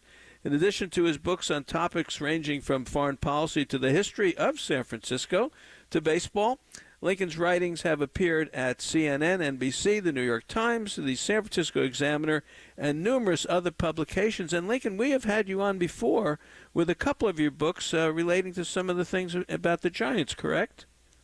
Yes, this is really my fourth book that has a baseball and really a Giants angle. The first was Baseball Goes West, the Dodgers, the Giants, and the shaping of the major leagues. Then a couple years after that, I wrote San Francisco Year Zero, Political Upheaval, Punk Rock, and a third-place baseball team, which is really about 1978 in the city.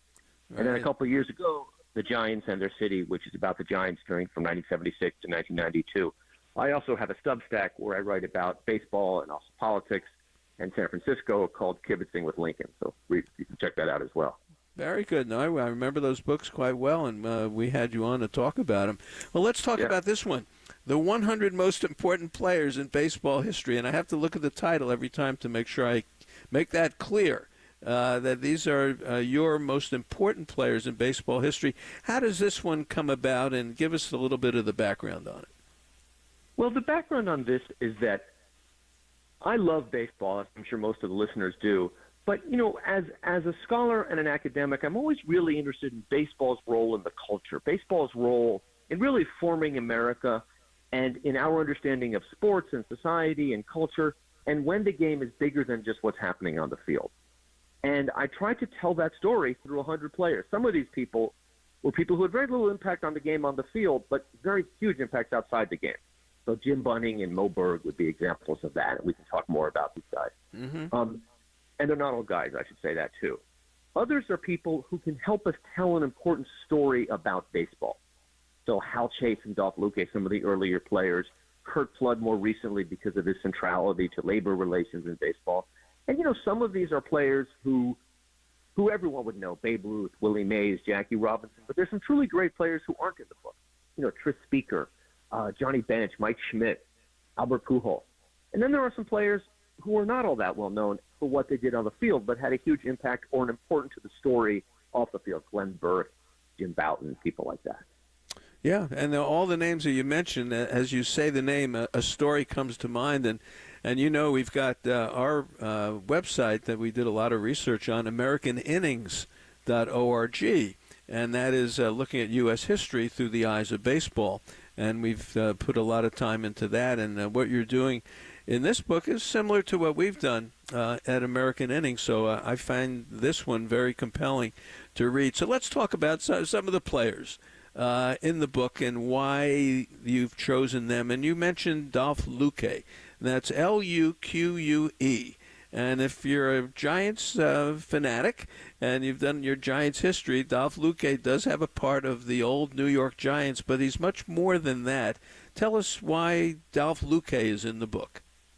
That's right. And one of the things I try to do in the book is give a little bit of the who was this guy on the field, not just, you know, so people get a sense of the player as a player.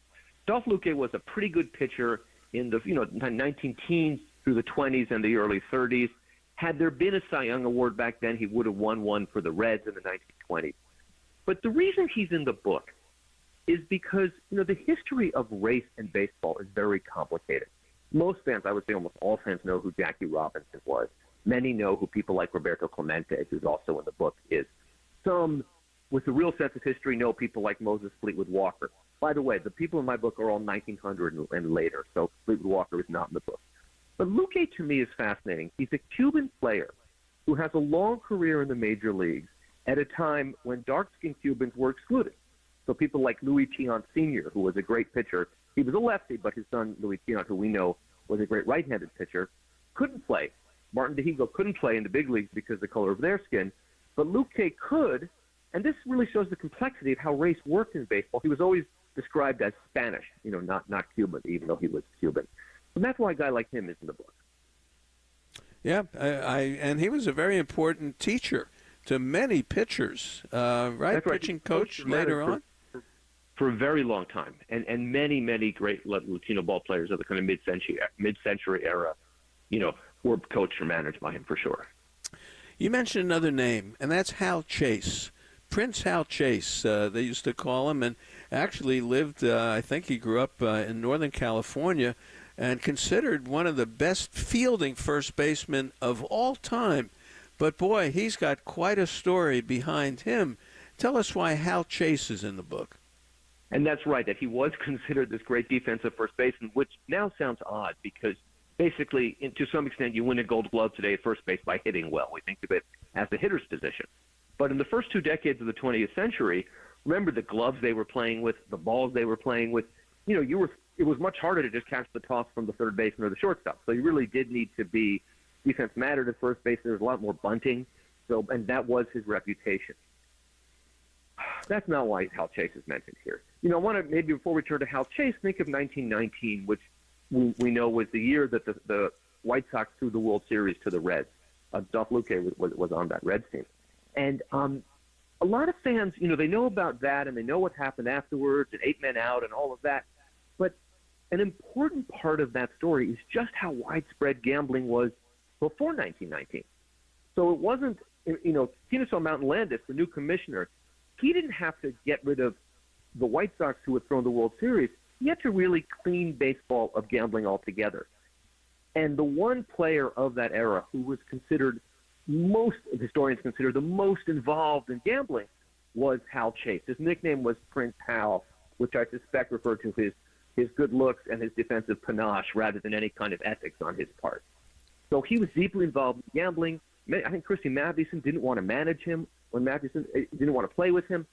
And he was thought of as the guy that put the deal together for the White Sox to throw the World Series, even though he was not on either of those teams.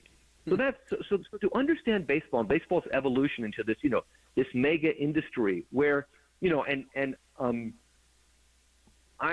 unfortunately the wrong team won the Super Bowl, but I don't think, all the kind of weird rumors out there, I don't think the Super Bowl was thrown, right? But in 1915, 16, 17, 18, it wasn't outlandish to think a baseball game was thrown. And as long as that was the case, it could never really grow into the sport it became and the cultural institution it became. That's true, and Hal Chase was right in the middle of it. A great story about Hal Chase. That's a good one.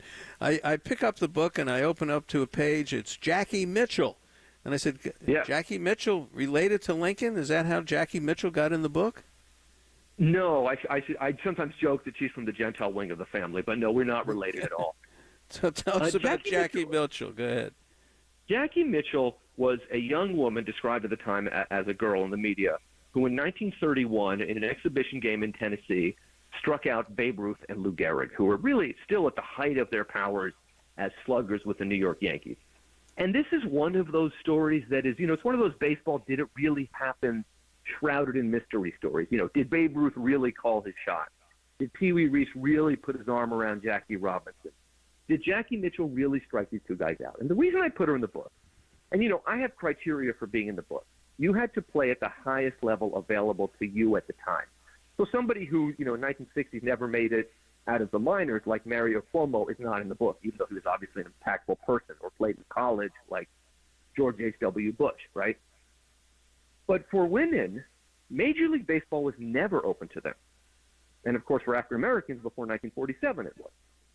So I wanted to tell the story about women in baseball. And there's a few women I use, but Mitchell is one of the most interesting ones because the assumption that kind of people say is, it was a hoax, it was a stunt, they struck out on purpose.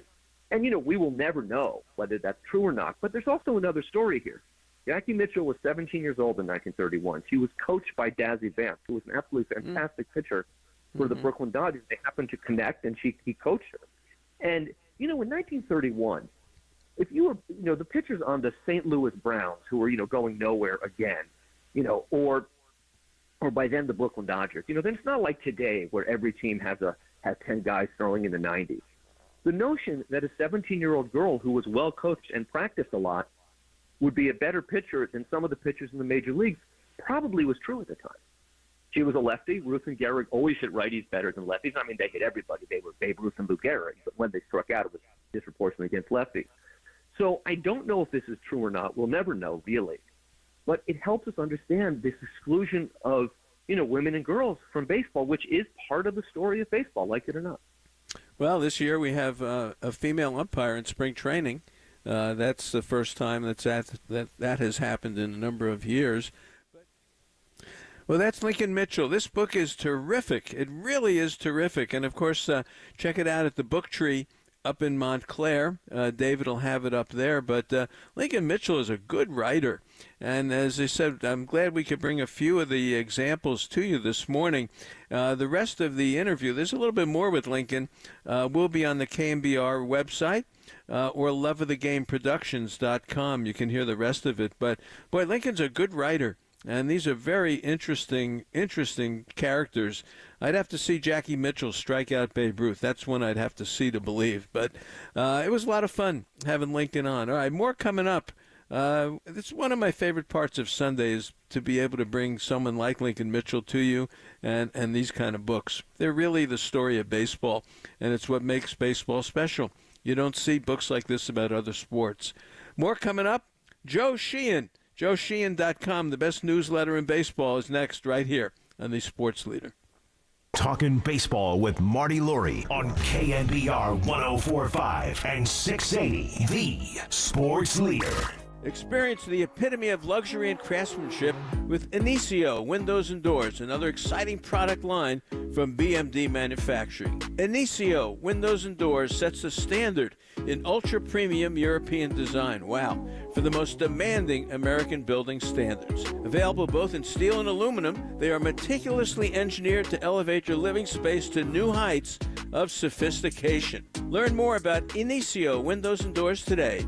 Discover the perfect blend of European beauty and style with unwavering durability and strength. Visit InicioWindows.com. INICIO Windows.com. Inicio Windows and Doors, where European design meets American craftsmanship.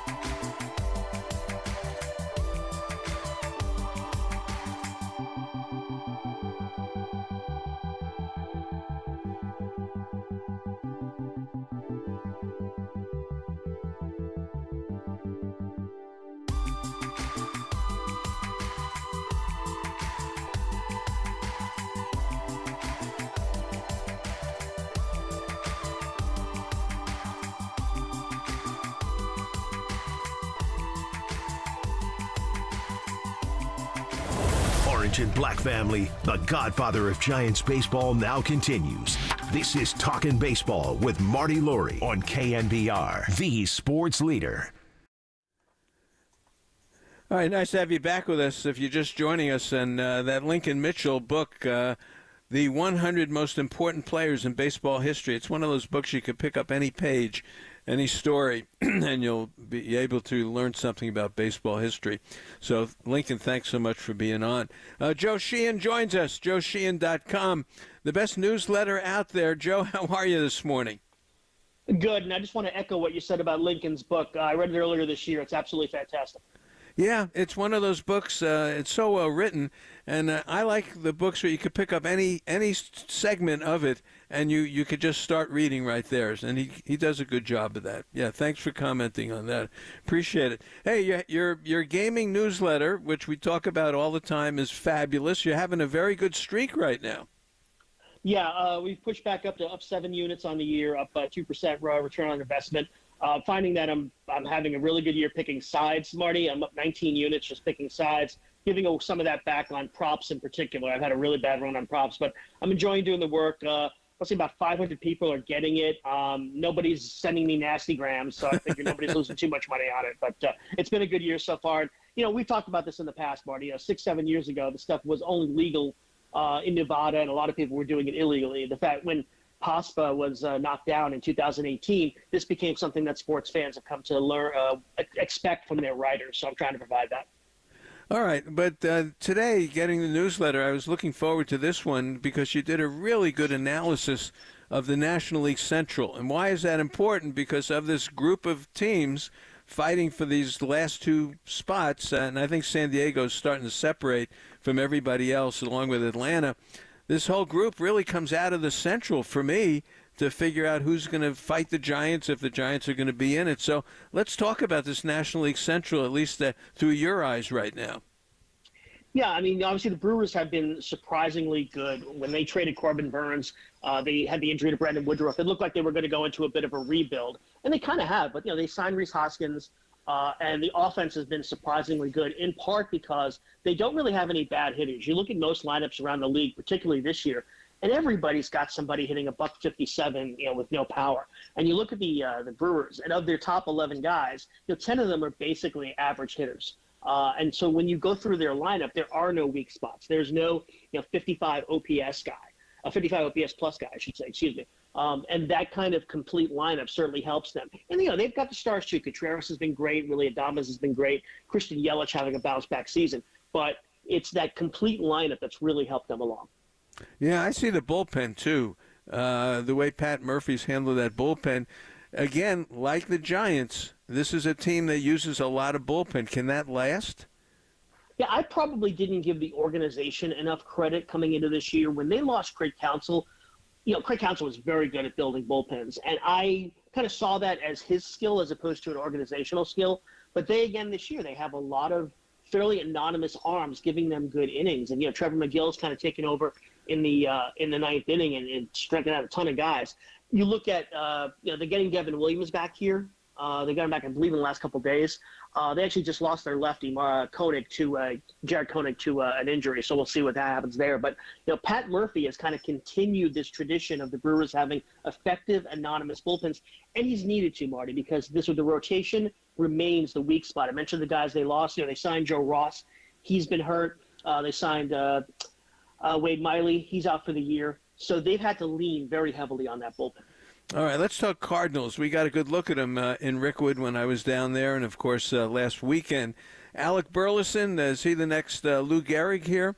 It seems like he drives and runs every day. They're very lefty-oriented, and the pitchers are on the older side, but they got a reliever who's got 29 saves in a row or something like that. Cardinals, let's talk Cardinals here. Yeah, they wanted to bolster their rotation, not by getting stars, but by just getting guys who can give them consistent innings. And that's what they've got. Kyle Gibson, Sonny Gray, Lance Lynn have taken basically every start. Ray's been very good. All of them have ERAs below 4, and just keeping them in games. And you mentioned the bullpen. Helsley's been fantastic at the back end there. He's had some good years as well. They went out and got, Ryan Fernandez in the Rule 5 draft. He's been effective for them. Matthew Liberatore, who started the other night, has actually been pretty effective for them out of the bullpen. So it's a much better pitching staff than they had a year ago. Remember, they had that whole controversy kind of blaming Wilson Contreras for how bad everybody was pitching, but really it was the pitchers. The struggle for the Cardinals is the offense. I mean, it's a bad offensive team. They don't drive the ball. They don't hit the ball hard. If you look at some of the stats at Baseball Savant, Marty, the stuff we talk about now, hard hit rate and barrels and exit velocity, the Cardinals are towards the back of the league in a lot of that. And it's because their older players are starting to fall off. Paul Goldschmidt, he's having a terrible year. He's a free agent at the end of it. Nolan Arenado, you look at the averages, and he looks like he's having an average season, but you dig in on those numbers. And, Marty, he's in like the bottom 5% of hitters when you look at barrels or exit velocity, things like that. It looks to me like he's cheating to get to the fastball. And, Marty, we've seen this with older players forever, right? They get to their early 30s. They can't quite catch up to the heat, so they cheat a bit, and they start getting killed by off-speed stuff. And if you look at Arenado's numbers against off-speed pitches and breaking balls, he's getting absolutely murdered. So he's cheating to get to the fastball, having a little bit of success, and getting killed by everything else. Well, we'll see if I'm going to ask you to see who's going to hang in there, but we've covered the Brewers and the Cardinals. Let's go to Cincinnati, where Marte is back, the kid who got suspended. Jonathan India, looks like Rogers Hornsby all of a sudden. I'll throw that name out there. What about the Reds? Are they going to hang in there? Getting Marte back helps, in part because they lost Christian Encarnacion-Strand for the year. It looks like he's going to have an injury, so he steps into that role. Marte was very good for them at the end of last year. A high-end prospect. Obviously, the suspension kind of calls into question some of that, but he really joins with Ellie De La Cruz to create this incredible left side of the infield. You mentioned India, who came into the year, he was going to be a utility player, he was going to be a DH. The injury to Matt McClain hurt his shoulder in the spring, and he hasn't played yet, kind of opened up second base for India. They still have a fairly weak outfield. Will Benson, Jake Fraley, TJ Fradle's been on and off the IL, so it's not a deep lineup. I wrote about Nick Lodolo today, who has blisters right now. He's actually on the IL, but he's to me, he's the key for them because they don't have a very deep rotation, and he's the one guy in that rotation who kind of has number 2 upside. I'm not a big Hunter Green guy. I think Green's more like a 3. Look at Abbott, you look at Ashcraft, these guys are back-end starters. Lodolo is the one guy that can kind of be their ace. So, they get him back. Talent-wise, I put them in the middle of this pack. The Padres, the Cubs, probably the Giants, you'd say all more have more talent. But when you have a young team, you have an element of upside that I think those 3 the veteran-laden teams don't really have. They could come together and be explosive. There's a team in this group of wildcard teams that could win 20 out of 30. I think it's the Reds. All right, so if you had to look at the wild card now, let's concede Atlanta for the 4th spot. They're starting to right the ship a little bit, at least at home. They've been very good at home. I think they won 5 straight at home. The outfield is non-existent. Kelnick, we'll see what he does this week against the Giants, but we'll concede that one. Padres maybe starting to separate a little bit. How do you see this wild card race now? We're in July. We've got the trade deadline at the end of the month. How do you see this thing sort of shaping up, at least right now? Yeah, I think that you used the 2 key words there, which is the trade deadline. It's going to be very hard for these teams to add because they're just going to be such an imbalance between buyers and sellers.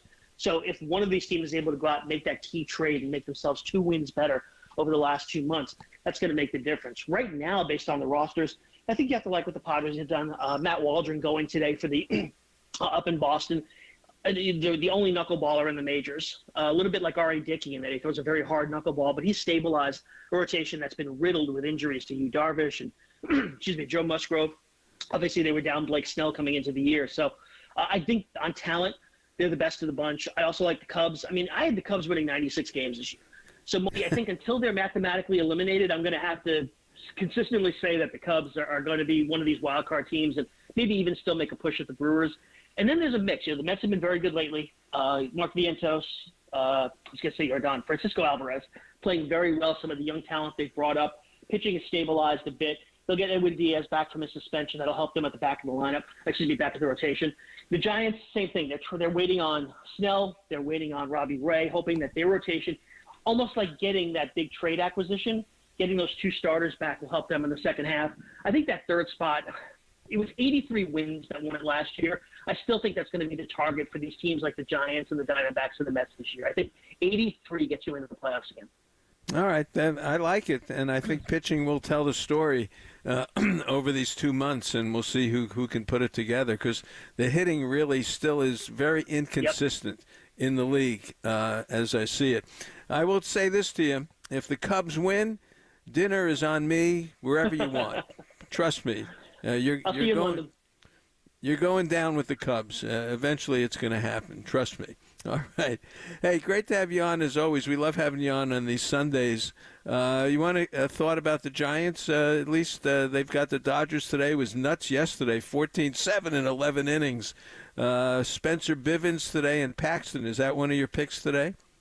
No, I didn't touch that game at all because after last night with the bullpens blowing up, it's a little hard to predict what's going to happen today. But no, the Giants just don't seem like they're going to have the pitching. And like I said, maybe they get Snell and Harrison and Ray back in the second half, and it makes a difference. But then, you're probably not going to have Jordan Hicks for the entire season. He's unlikely to make 30 starts and go 160 innings.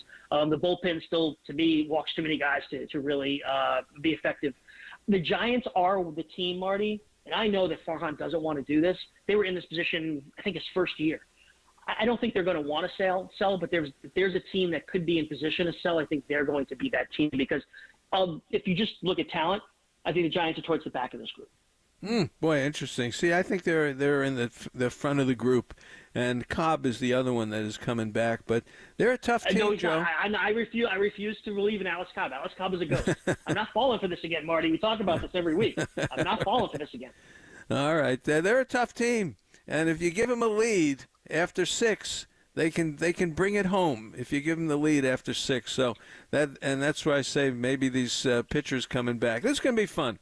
It's going to be fun. I'm glad to have you on today to talk about the Central because that's one. But in 2 weeks, we'll be at the All-Star break. So that'll be, let's see, Minnesota and the Giants in a couple of weeks. So we'll have you on then. Thanks, Joe. Thanks, Marty. Take care. Always good. JoeSheehan.com. Really, it's a great newsletter. It comes out 3-4 times a week, and he does the gaming thing 3-4 times a week. It's really worth getting. Well, it's time to bring in my pal, and that is Kerry Crowley. Kerry, good morning. How are you? Oh, doing well, Marty, and great to hear you and Joe. That was so good. I loved his analysis of the National League. Great questions. Always fun on Sunday mornings. Yeah, he's going down with the Cubs, I want to tell you. He is. You're right. You're right on that. I didn't want to tell him he's crazy. That I can say for you. But, I had to be polite with him. But, come on, we saw the Cubs, right? No, I mean, we saw everything that the Cubs have to offer. Justin Steele, no matter how well he pitches, Marty, he can't get a win. He can't buy a win. And if they're not winning those games, it would be like the Giants losing every Logan Webb game. And we saw that outcome last season. It doesn't work for you when you don't back up your ace and they don't have much of anything else. I'm completely with you on the Cubs, and we rarely agree. You know that. No bullpen. And the whole Cub thing was just stay close. Really, and get to the bullpen, and the Giants did that a number of times. It was unfortunate they lost the last game to Iminaga, but other than that, they handled the Cubs pretty well. What's your take on just basically where the ball club is right now? There were, as we've talked on the show today, a good article today, one by Susan, one by John Shea, about what to do, and Joe just jumped on that, and he thinks the Giants may be sellers. I just can't believe they'd ever be sellers. But what's your take on the ball club right now and the Dodgers and all that? Well, first off, I'm glad you brought up what John and Susan wrote. I thought that they did a great job, and Joe brought up a really interesting point as well about, this is a Giants team that could potentially, if it thought about selling, make the most of the market because there are so many teams this year, Marty, that are going to be looking to buy. There are so many teams that could put some prospects together, and the Giants could benefit their future if they decided to go that way. I don't see it happening. I don't think it can happen when ownership invests the type of money that it did last offseason, and you haven't had your rotation healthy and together. You can't sell a week after Robbie Ray comes back. You can't sell a week after Blake Snell comes back and join this rotation. They need to give it 2 months, and that might be, it might be a bad calculation. It might be, hey, this roster was never good enough to be more than the third wild card team, but they need to give themselves an opportunity to get back into this race if they can get their arms together, because like you said, you get through 6 innings with a lead, Walker, Rogers, and Doval can shut the door for you.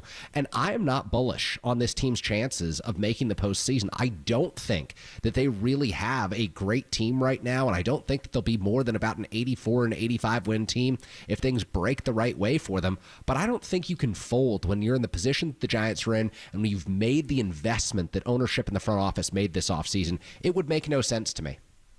No, I'm with you on it, and I think you bring up a good point, and that is that these pitchers are coming back after the All-Star break, which gives you maybe 1 or 2 starts from everybody, and then all of a sudden it's July 31st and you have to make decisions on trades. Yeah, I don't think it's going to happen. I don't think they're ever going to sell. And with the mandate that came down, and look, they're drawing now. You know, they're getting 30,000 a game. The 20,000 are Dodger fans, though. Well, they sold that 39,000 yesterday. I don't know how the Dodger fans got so many tickets, and that 40,000 Friday night. And I think I saw in the notes that they've gone 10, 12 games, whatever, maybe more, of 30,000 or more. So it's the first time they've done that since 2019. So fans are into it. They're coming out. They're having fun.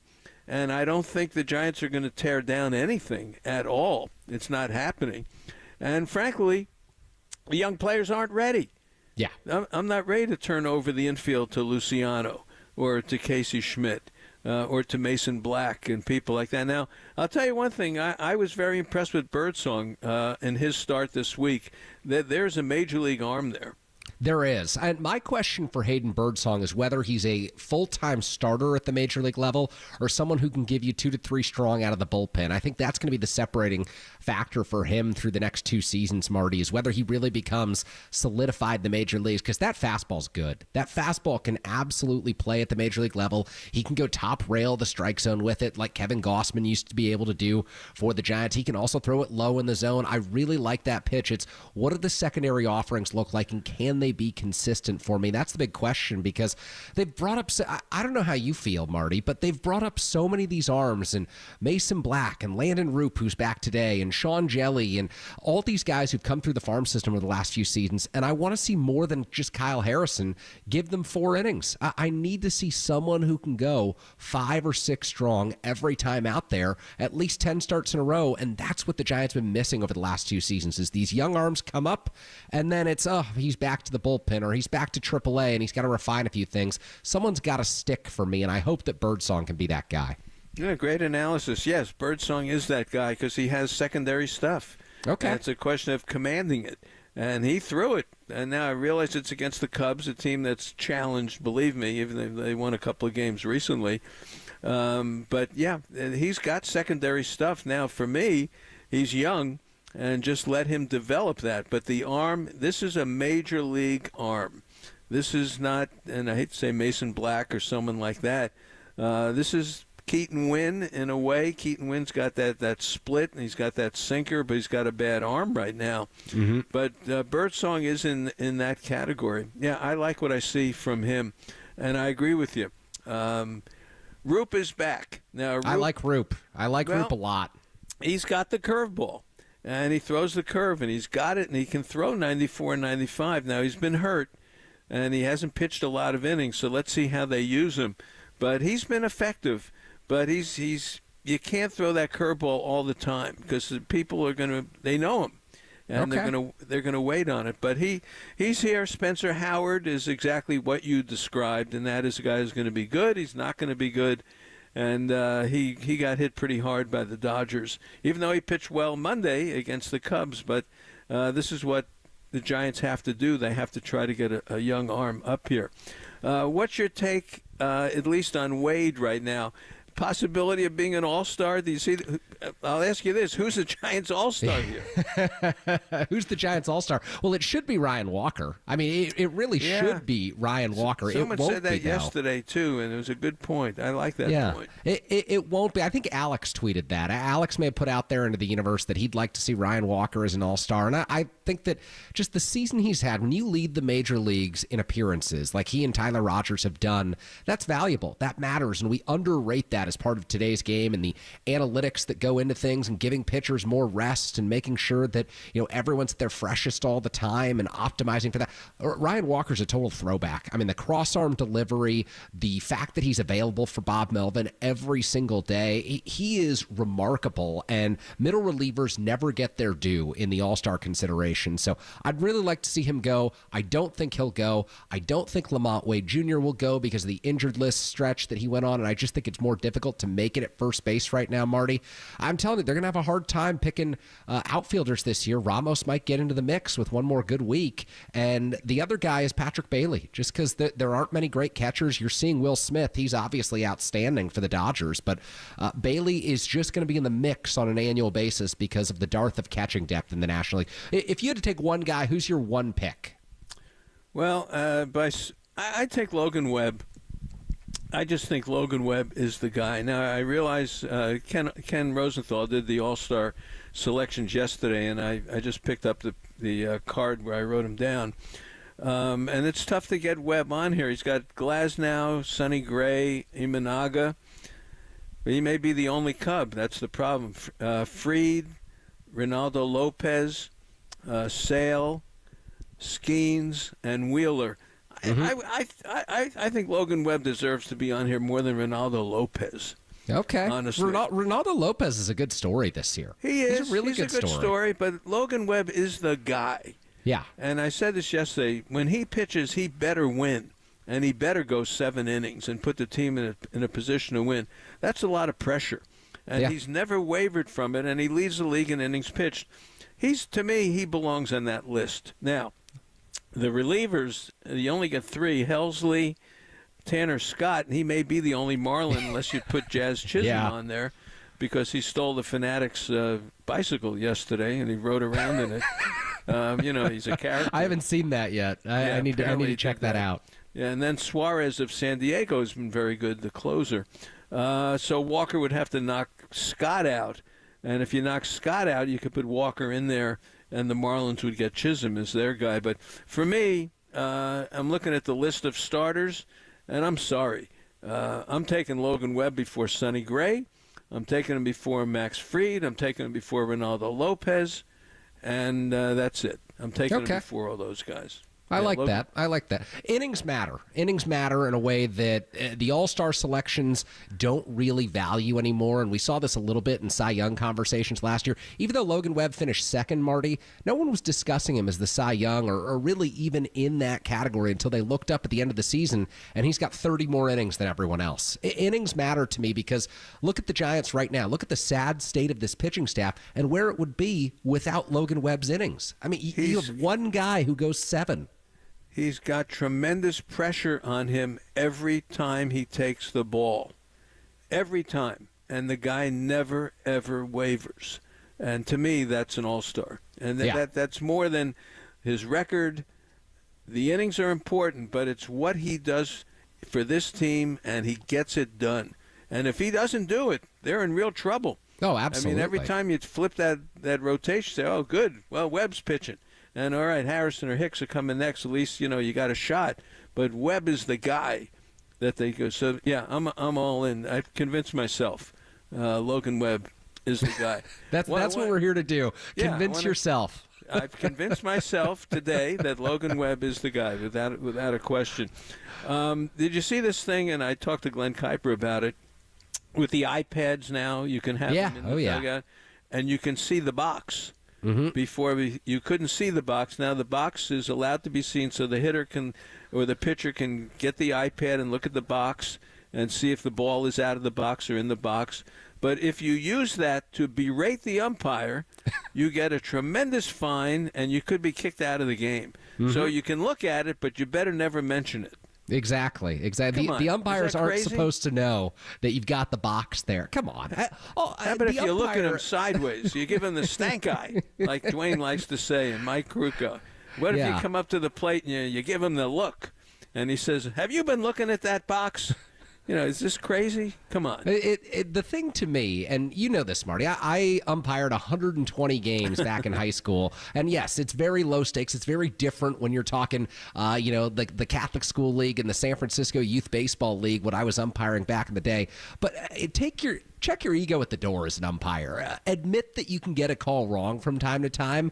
Admit that you're not going to have a perfect strike zone and live with that. I think the sensitivity of Major League umpires is just off the charts, and it needs to be kept in check. And usually I'm in favor of, backing these guys up. And, it's a really difficult job, and I think that most of them do it extraordinarily well. But just if you get a call wrong, live with it. I think that's the whole deal is everyone's working toward this automatic strike zone, the challenge system. I actually prefer the old school way of doing it, and I wish that these umpires could live with the fact that sometimes they're going to miss the mark, and that just happens when you've got these insane 98-mile-an-hour fastballs with two seamers and these sweepers breaking harder than ever, you're not going to be perfect on a daily basis. And so if someone comes out and shows you the iPad, have a civil conversation with them. I think that's where I stand. All right. Let's put you can email them. How about exactly? That? Yeah. Right. I'll send you an email that I don't like. Yeah. No, you can have body language, and there's a million things you can do to let the umpire know. I know you know. I know it. Exactly. So that's where that's going. All right. Crazy. Yeah, we have fun on Sunday morning. All right. What's going to happen today? Spencer Bivens. How far does he go? And Paxton. Yeah. Paxton's. He goes 5 innings, but I think he's 14 starts, 70 innings, something like that. Yeah, I think the Giants are in a tough spot, obviously. Bivens, look, he's 1-1, 3.00 ERA so far, and he's shown that he has okay stuff. Yeah. The Dodgers are a different beast. He's what you described, though. He comes up 2 innings, 3 innings. He's never going to be more than that for the Giants. And I've seen far too many guys come through the organization like that over the last 3 or 4 seasons. And quite frankly, it's rampant throughout baseball. The Giants aren't the only team that are bringing pitchers up who aren't equipped to give you 6 innings at the major league level. It's an industry-wide problem. But you asked about today's game. I think the Giants will be fortunate to get out of it without a position player pitching. I really do. That's the state of this bullpen. That's the state of the rotation. They need Bivens and Roop to give them 6 today. And what are the odds that Bivens and Roop can give them 6 against the Dodgers? I can't think that they're that good. Lunch at Original Joe's. You're taking the Giants today, Marty? You're taking Spencer Bivens to have the performance of his life? I'm taking 5 from Spencer Bivens and Roop today. They give you 5. That's enough. Okay. All right. Lunch at Original Joe's. Right, butter cake and the key lime pie, whatever they have. Exactly. The cheesecake. Yeah, everything's good. We'll be there for a few hours. All right. How the folks? How's Dad? Doing well. Listening in today. All good. So looking forward to more Giants Dodgers. That's for sure. And I'm sure they loved the show this morning as well. All right. How's your week? Good. All things considered, Marty, we're living, and that's all we can ask for, right? How about you? Good. Everything. I'm looking forward to Atlanta. They've won 5 straight at home. They're good at home. We probably get Chris Sale in this thing. And they don't hit a lot. Kelnick seems to be the guy, and maybe the Giants can slow Riley down. And then the tough one for me is the weekend in Cleveland. That's going to be the tough one. This is a very good Cleveland team. And really as good. Glen Kuiper pointed out, they do all the little things right, and that's part of baseball. Mm-hmm. Stephen Vogt managing the Guardians. He was my pick to manage the Giants, by the way. Don't forget that. You will not let me. I know that. He was my pick to manage the Giants, and Will Wilson was my shortstop of the future. So don't forget that one either. Yeah, that you'll always owe me on that one. All right, have a good afternoon. We love you, and good luck to everybody. All right. Thank you, Marty. Back for me Thursday, July 4th. We're on a noon Thursday. So we'll talk to you then. Have a good morning, Kerry. Thank you. Thanks, Marty. All right, pregame warm-up coming up with Kerry Crowley. Seam heads, start cracking those peanuts and spitting those seeds, because gloves are soon to be popping. He makes a headlong dive and makes the catch. And bats are going to get cracking. Blast one! Deep right field! Gone! Welcome to KNBR's Giants Warm-Up. Way back there! Goodbye! On the sports leader. All right, welcome back. Giants warm-up starts right now, taking you all the way up to the start of today's matchup between the Giants and the Dodgers out at Oracle Park. You got Spencer Bivens taking the ball for a Giants team that, as we just mentioned with Marty Lurie, I have no idea how they're going to make it through today's ball game in terms of pitching. They have exhausted this bullpen over the last week. Tomorrow's off day can't come soon enough for this Giants team before they play 3 in Atlanta on the road, 3 in Cleveland on the road. Very difficult road trip for the Giants coming up at a pivotal point of their season. They've got to win today. 4 games under 500 right now. They had the Dodgers on the ropes last night. Patrick Bailey and Matt Chapman unable to get the job done in the 10th inning, and then they have to send Sean Jelly back out for the 11th. He gets shelled, and it puts the Giants in a difficult position entering today's ballgame. The Giants have tried to inch their way closer, tried to get back to 500 throughout the first half of the season, really unable to do so on so many occasions, and now they've fallen in to a little bit of a hole right now. 4 games under 500 now that we're past the halfway point of this season, and you're exactly a month away. The trade deadline, July 30th this year. So some interesting things to discuss with regard to the Giants' direction. That's a hot topic of discussion right now. Should they buy? Should they sell? Should they stand pat? I'll discuss that later on in today's Giants warm-up. But one thing that I want to do when we come back is talk about Dodgers fans at Oracle Park and how Giants ownership and the Giants front office should be taking that as a message. And it's a message from the fan base as well about this roster. We talked to Marty early on this morning about, I think that this Giants team is a little bit more competitive, a little bit more entertaining than the teams the last 3 or 4 seasons, save for 2021. But there's more work to be done. In fact, there's a lot of hard work to be done to win back the casual baseball fan in San Francisco, around the Bay Area, and Giants fans all over the country. So I'll talk about that on the other side. Kerry Crowley here on Giants Warm Up. You're listening to KNBR 104.5 680, the sports leader.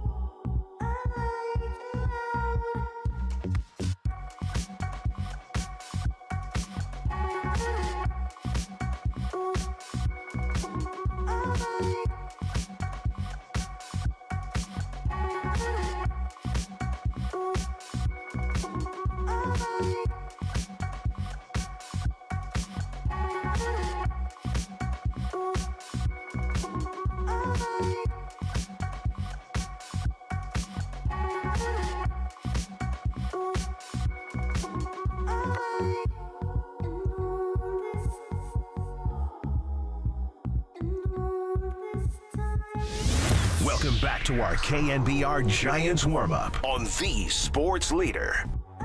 All right, we are back here on Giants Warm-Up. Kerry Crowley rolling with you until the start of our Giants pregame show this afternoon. Giants take on the Dodgers. Rubber match of this 3-game set after the Giants win on Friday evening behind Logan Webb. They win in extra innings. They lose in extra innings on Saturday in very disappointing fashion. Obviously, we covered it just a few moments ago at the top of this show, but unable to bring the winning run home from third base with 1 out in the 10th inning. Patrick Bailey strikes out. Matt Chapman pops out, and that is the story as Sean Jelly gets torched in the 11th for the Giants as the Dodgers take advantage of a Giants bullpen that will once again be searching for ways to cover innings today. And Farhan Zaidi and Bob Melvin have already made one significant move today. They DFA'd pitcher Spencer Howard, who of course had a very rough outing last night. 2 2/3 innings, 6 hits allowed, 6 runs, 2 walks, kind of gave the game back to the Dodgers after the Giants jump out to that great start. They're ahead in the early innings. Spencer Howard gives up 4 in the 4th inning, and that kind of dooms the Giants. They're unable to get length from him.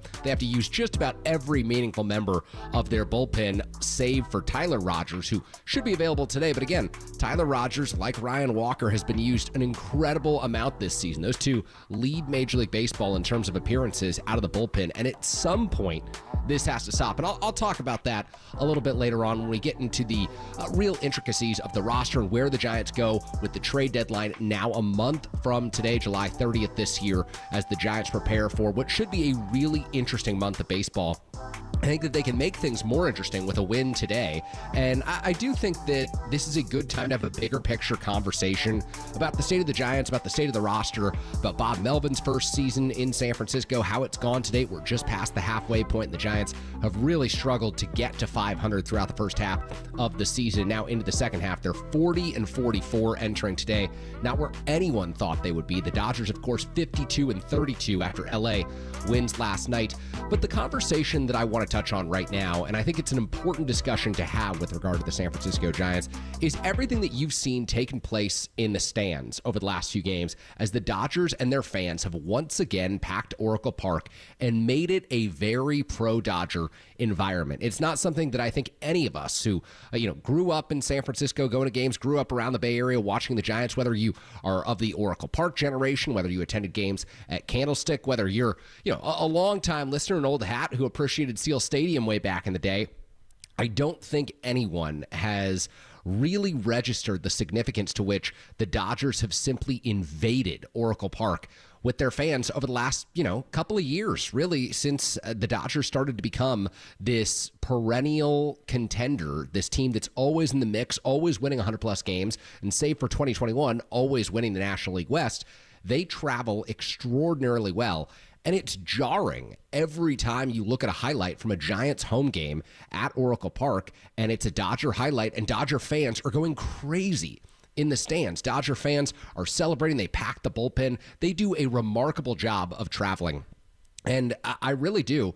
I have to be honest. I really respect all the Dodgers fans that make it a priority to go to Oracle Park and to watch these games and to show up and be loud and cheer for their team, much like I really respect the Giants fans that go all over the country to watch their favorite team. And, the years where they turned San Diego into Oracle Park South down at Petco. And I just think that there are ways that fans show up for winning teams, and Dodger fans are obviously very proud of their winning teams. They have converted the casuals into the diehards. And I think that when you juxtapose that with the San Francisco Giants and their fans right now, it makes for a very interesting comparison, because you go back to 2010, 2012, and 2014, which if you've ever listened to me here on KNBR, you know that I don't like to hang on to the past too much. I think that it's important to create distance from those titles and focus on the present, focus on winning for the San Francisco Giants, focus on their current generation of players and being the best they can possibly be, and avoiding the comparisons to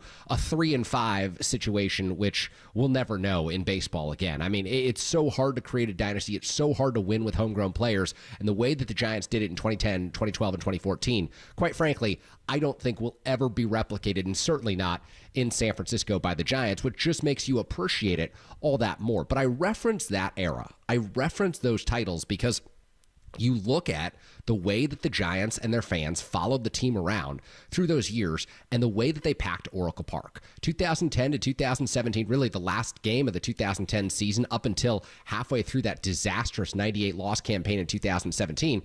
The Giants sold out every game at Oracle Park. And yes, there were some years, 2015, 2016, where, it wasn't necessarily a sellout, but the Giants had the tickets sold. They could call it a sellout. The ballpark wasn't quite packed up to 40,000, but it's very different from what you see nowadays. It's very different from a ballpark that, even on weeknights, a 30,000 crowd is considered pretty good. Or weekend home games, you want to sell out, but there's no guarantee that you're selling out. And yes, attendance is up. Yes, I think the Giants fans have shown that they're more interested in this team this year, and this year's club has attracted a few more casuals than maybe the clubs of the last few years under Farhan Zaidi. But I bring this up because I, for one, am not offended when you see all these images and these videos of Dodger fans cheering at Oracle Park and invading Oracle Park and making it seem like it's their home ballpark too. I really think it's a testament to what the Dodgers have built, and that the Giants had something like that not that long ago where, a decade ago, Giants fans packed opposing ballparks. They traveled extraordinarily well, and you rely on these casual bandwagon fans to come in and kind of, boost your numbers a little bit. Everyone wanted to see the Giants during that era, especially at home when they were selling out. Everyone wanted to get a ticket to a Giants game. I remember conversations with my friends in high school, and in the summers, we'd love to go. Friday, Saturday, evenings, Sunday day games. It was so fun. It was an event. And watching this year's Giants team, and really, quite frankly, watching the Giants teams of the Farhan Zaidi era in San Francisco, they don't feel like an event. It is no longer the must-watch, gripping, compelling, entertaining action at Oracle Park that you once did. And it's not to say that this team can't get there. It's not to say that some of the players inside the organization who are incredibly exciting, including one who could have sent everyone home happy last night and has done so throughout his brief Major League career. Patrick Bailey has had a penchant for coming up in big moments. He makes people want to tune into Giants games. When Elliot Ramos is playing well, he makes people want to tune into Giants games. The same is true of Luis Matos. The same is true of Logan Webb and Kyle Harrison.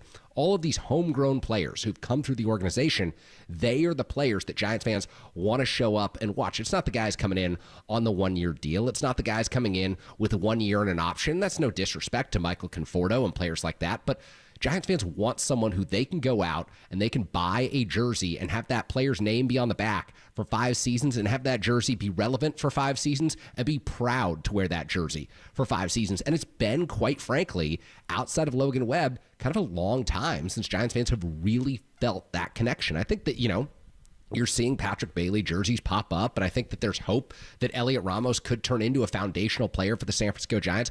What you've seen over the last few months, even amid kind of a relatively recent struggle for Ramos, I think suggests that he can be a great player at the Major League level. I think there's a lot of Giants fans who absolutely love watching Luis Matos play and hope that he can be a part of this future. Marco Luciano, even though he's down at AAA right now, a lot to be said about his future in the organization. But the reality is the Dodgers have built things up to a point where they have so many casual fans and so many people who are interested in the product that is Dodgers baseball. The entertainment surrounding watching Shohei Ohtani and Mookie Betts and Freddie Freeman, that they are going to show up. And I think that it's not anything for Giants fans to be ashamed of, that they're not packing Oracle Park. It's not like you need to go rally your neighbors and rush down to the ballpark and protect it from the sea of Dodger blue. I don't think that's the case at all. In fact, I think that the Giants should be working to earn your fandom and should be trying to win more games, trying to put a more compelling product on the field instead of having to go bullpen game after bullpen game after bullpen game like you've seen over the last 2 weeks. But what I really do think is that ownership in the front office should take a good, long, hard look at this situation and ask themselves, how did we get here? How did you get to a point where Giants-Dodgers, weekend series, late June, exciting weekend to go to the ballpark, and there are far more Dodger fans than there are Giants fans? How did you get here? Because I don't think it's on Giants fans for not showing up and not being interested in a team that is sub 500 at this juncture of the season. I don't. I think it's on ownership in the front office and their commitment to putting the best possible product on the field. And I know they spent a whole lot of money this offseason. And I know that they've worked hard in previous off seasons to bring in superstar players, and they've failed at doing so. And I know that they've worked over the last 5 years under Farhan Zaidi to build up this farm system and to try to make a team more compelling with more homegrown talent on it than they've had over the last few seasons. But it is jarring. It is difficult for ownership and the front office to watch, or it should be difficult. It should make them mad. It should make them frustrated that Dodger fans are overwhelming Oracle Park. And I think that that should be a point of pride for the Giants as an organization to turn that around over the next few seasons and to really focus on putting an entertainment product out there that brings the casuals back to the ballpark. Because let's be honest, if you're listening to this right now, if you're listening to the Giants pregame show for a team that's 40-44 on a Sunday in June, you're a diehard. You're committed. You're showing up to games. You're listening on the radio. You're watching on TV. If you're listening at this hour, you are committed to the San Francisco Giants. We know that. That's why we're talking Giants baseball right now. But the reality is, it takes more than just the people who are going to watch every single game of every single season. It takes more than just the folks who tune in for 81 of 162. It takes more than just the folks who buy part-time season ticket packages and go to 12 to 15 games a year. It takes turning the casual, I might be interested in baseball if the Giants are good type of people to really bring back that atmosphere at Oracle Park. And this may not be a popular opinion. This may not be a popular take, but you need to transform the casuals who might be interested into people who will be willing to show up to Oracle Park to go watch a Giants-Dodgers game. Because we know there's not 40,000 true diehards. We know there's not, 50 to 100,000 true diehards. We know that it's probably more like 20 to 30,000. And beyond that, there's people who are really invested in the team. Beyond that, there's people who watch pretty closely, follow a lot of Giants news. But I'm telling you, from my experience, it takes a really compelling and entertaining product. And it goes well beyond whether this team is 44-40 or 40-44. It goes well beyond whether you're competing for a wild card spot or, just kind of hanging around 500 and hoping to be in the mix late in the season. It takes a real commitment to putting out the most entertaining product possible, to developing players who are everyday talents, who can hold down a position all season long, who aren't platooning, to develop pitchers who are more than just, hey, he might throw 3 innings today and 3 innings 4 days from now. It takes guys like Logan Webb, who lead the National League in innings and are dependable every 5 days. What he has done for this franchise, it's a shame in my mind that more people haven't gotten the chance to notice it because the Giants teams have been so mediocre. Because Logan Webb, in leading the league in innings last season and now this season, is outstanding, dependable, reliable, consistent, exactly the type of guy that every fan, every casual fan should get to learn and know about.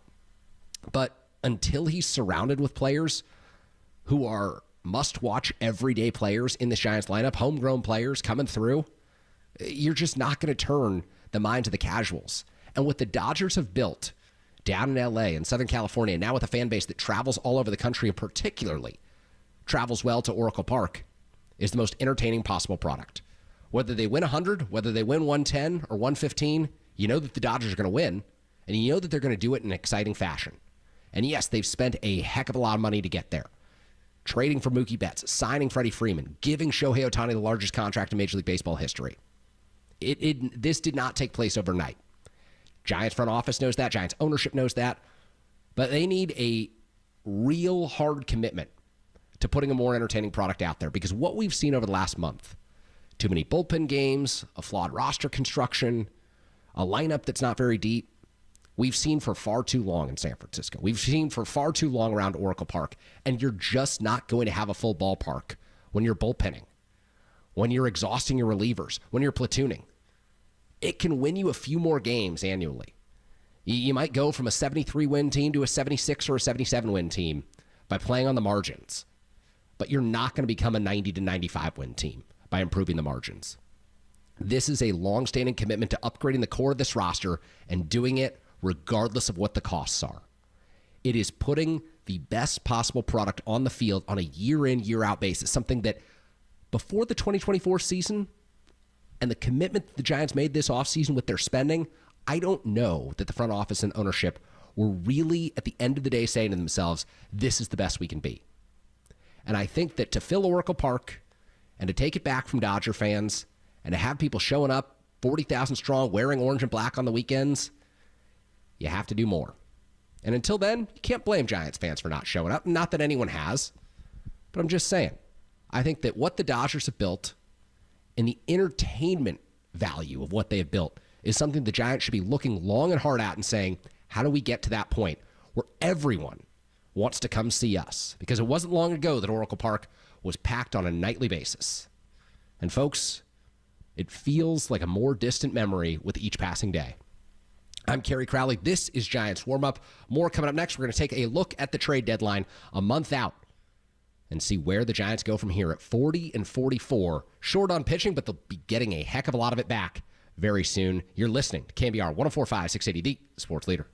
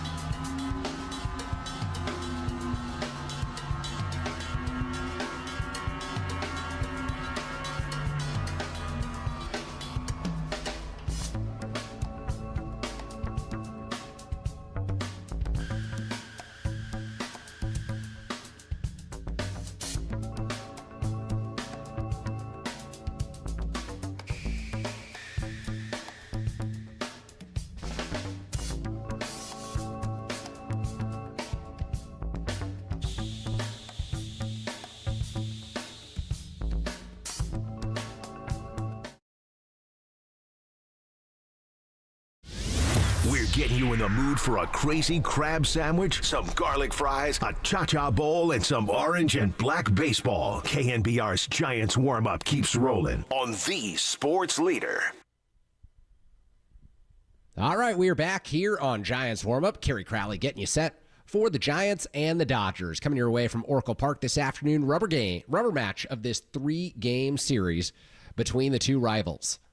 Well, as we just discussed in our last segment, I wanted to talk a little bit about the trade deadline and about putting the best possible product on the field, because that's the key to filling Oracle Park. Winning ball games brings fans, turns casuals into diehards, turns people who might be baseball fans into, yes, they are Giants fans. And it's really imperative for the Giants over the next 2 to 3 years to take a good, long, hard look at why they got themselves into this situation where they seem to be directionless, where they seem to be incapable of putting together a roster, no matter how much they spend, of winning 90-plus games in a season, save for the miracle 2021 season.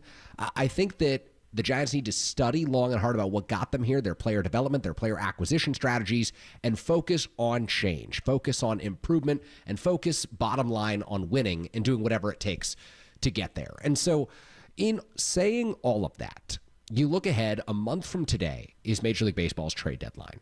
And you look at where the Giants are in the standings right now, 40-44, 12 games back in the National League West. They're not catching the Dodgers, 3 games out of the third wildcard spot. They could absolutely catch the teams right there. St. Louis Cardinals right now, 42-40 in control of that third wildcard slot. And the Giants hovering around some of the other teams that are kind of in this mushy middle. The New York Mets, 40-40. Washington Nationals, 39-43. Arizona Diamondbacks, 40-43. Pittsburgh Pirates, Cincinnati Reds, 39 wins apiece for those two teams. Chicago Cubs also at 39 wins. The bottom line is, it feels like 1 or 2 or 3 moves could really separate the San Francisco Giants. But other teams, all of those teams that we just mentioned, are all looking at the same playoff picture that the Giants are, and they could be saying to themselves, well, we're 1 or 2 or 3 moves away. We should make those and, compete with the Braves, compete with the Padres, and get into this wild card mix. And the reason I bring all of this up is because we're discussing with Marty Lurie earlier about the possibility of the Giants being a deadline seller. And Marty and I both said, we don't see it happening. And I said, you have to let this rotation get healthy and get into the form that you expected it to be in when you projected this 2024 season. So I'm talking about getting Logan Webb, Kyle Harrison, Blake Snell, Robbie Ray, and Alex Cobb all into the rotation. They'll probably have to give Jordan Hicks a rest at some point. Seeing Hayden Birdsong, what he can do for you. The bottom line is the Giants have to get to a point where they've got Snell and Ray and then potentially Cobb all back and throwing, and then evaluate what they look like. The challenge for the Giants is they won't be able to do that without more than about a week or 2 of games before the trade deadline. And so I don't think that they're going to sit here and sell. And if they did sell, what would that look like? Is it trading Michael Conforto? Odds are no one wants his contract right now. Is it trading Austin Slater or Mike Yastrzemski to free up playing time for Luis Matos? Chances are you're not going to get meaningful talent in return for those 2 players right now. But more so than anything, the reason that I believe that the Giants will not sell at this year's deadline is it would be an admission from the ownership and the front office that Farhan Zaidi did not put this roster in a position to win this season. It would be admitting, again, ownership and front office, if they declared to sell, it would be admitting that they aren't good enough to make the playoffs. And they can't do that. Farhan cannot afford, this deep into his tenure with the San Francisco Giants, to sit here and say, well, it's not happening this year. Because if they did that, it would mark yet another season where the Giants would be missing the playoffs. 3 in a row, in fact, if they miss in 2024. And you remember back at the general manager meetings at the end of the 2023 season, this was November of last year, Farhan came out and unequivocally said, missing the playoffs in back-to-back seasons is unacceptable. Giants had missed in 22 after a 107-win season in 2021, and they'd missed in 2023 again with that sub-500 season, 79 wins a year ago.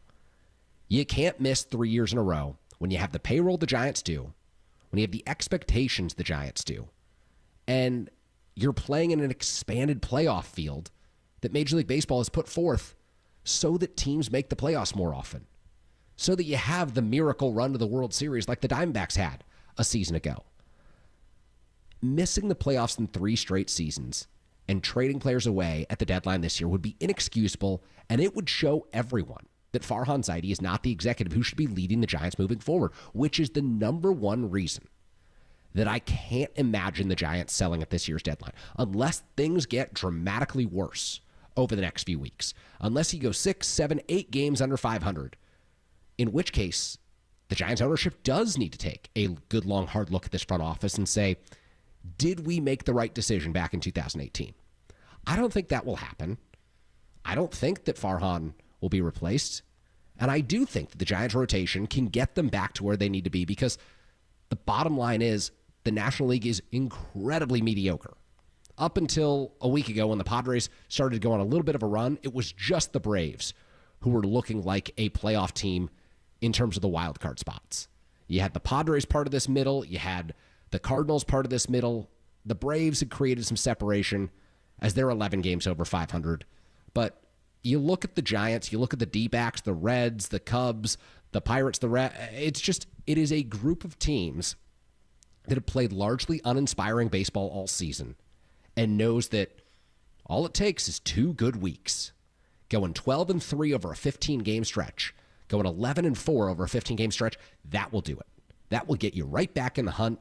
That will quiet the concerns, that will quell the issues and the problems that exist with 2 good weeks. And that's why I fully believe that the Giants will look to this revamped rotation that they should get after the All-Star break, with Snell coming back, with Ray coming back. And I've been particularly encouraged by the reports coming out about Robbie Ray and how he's looked in his return from Tommy John surgery, which is a very difficult surgery to come back from and pitch well in your first year back. Those first starts, your command's often off. You're sometimes struggling locating your fastball. And for Robbie Ray, fastball location is a big part of his game. He's someone who, let's be honest, even before the Tommy John surgery, even during his Cy Young winning season, he doesn't have impeccable command. He doesn't pitch very deep into ball games. You're looking at someone whose profile isn't all that different in terms of their major league career than Blake Snell.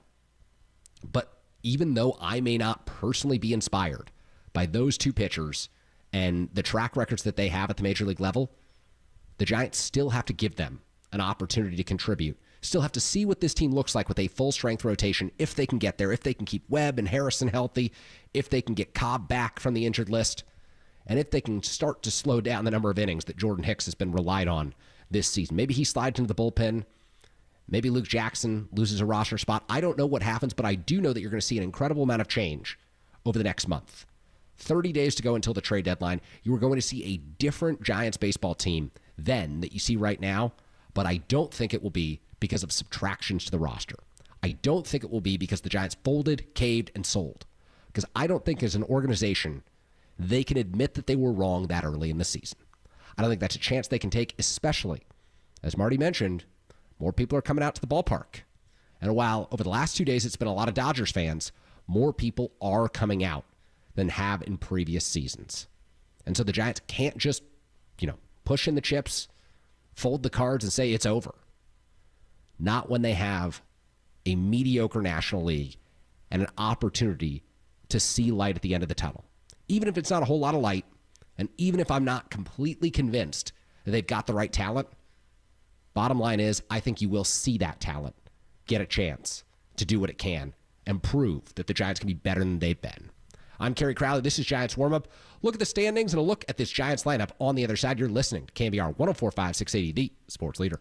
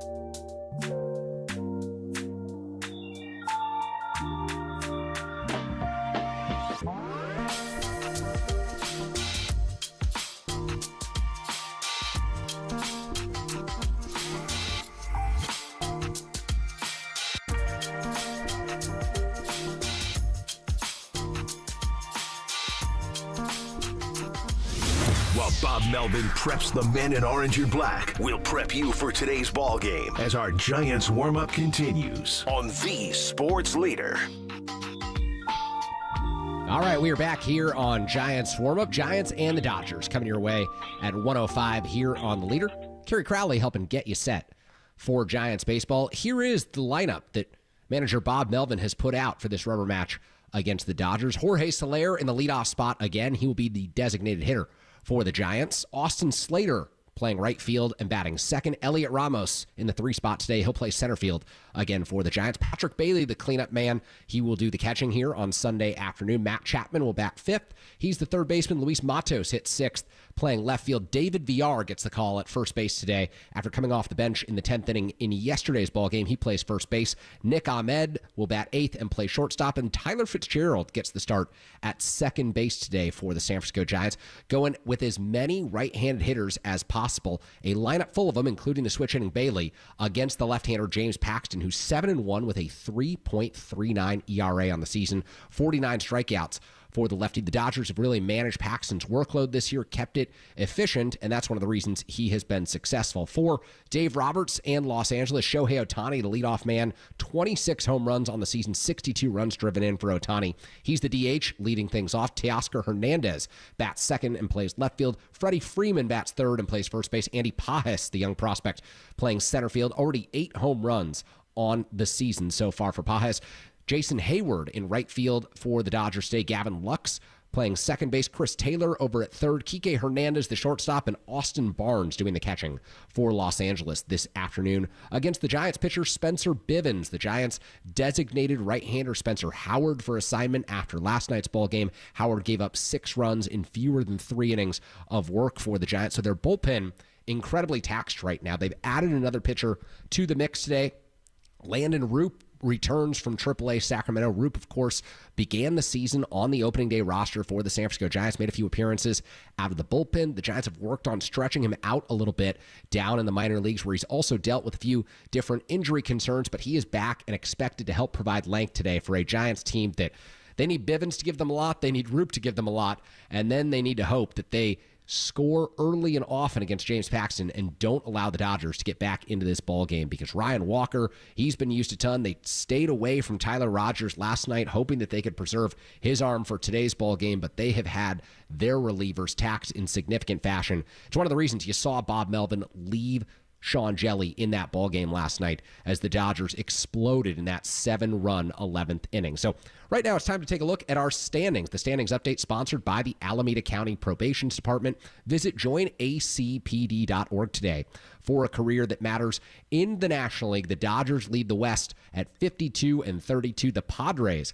sitting at 46-41 in second place. The Giants are actually behind the Diamondbacks right now. D-backs at 40-43 on the season. Giants half game back behind them with a 40-44 record. Rockies in last place at 27-55. The Phillies lead the East. The Brewers lead the NL Central. In the AL East, the Baltimore Orioles have overtaken the New York Yankees. The Cleveland Guardians lead the AL Central ahead of the Minnesota Twins. And the AL West is led by the Seattle Mariners. Houston Astros in second place in that division at just 41-41. Up next, it's the start of your Giants pregame show. Kerry Crowley hanging out with you a little while longer as we get you set for Giants baseball here on KNBR 104.5 680, the sports leader.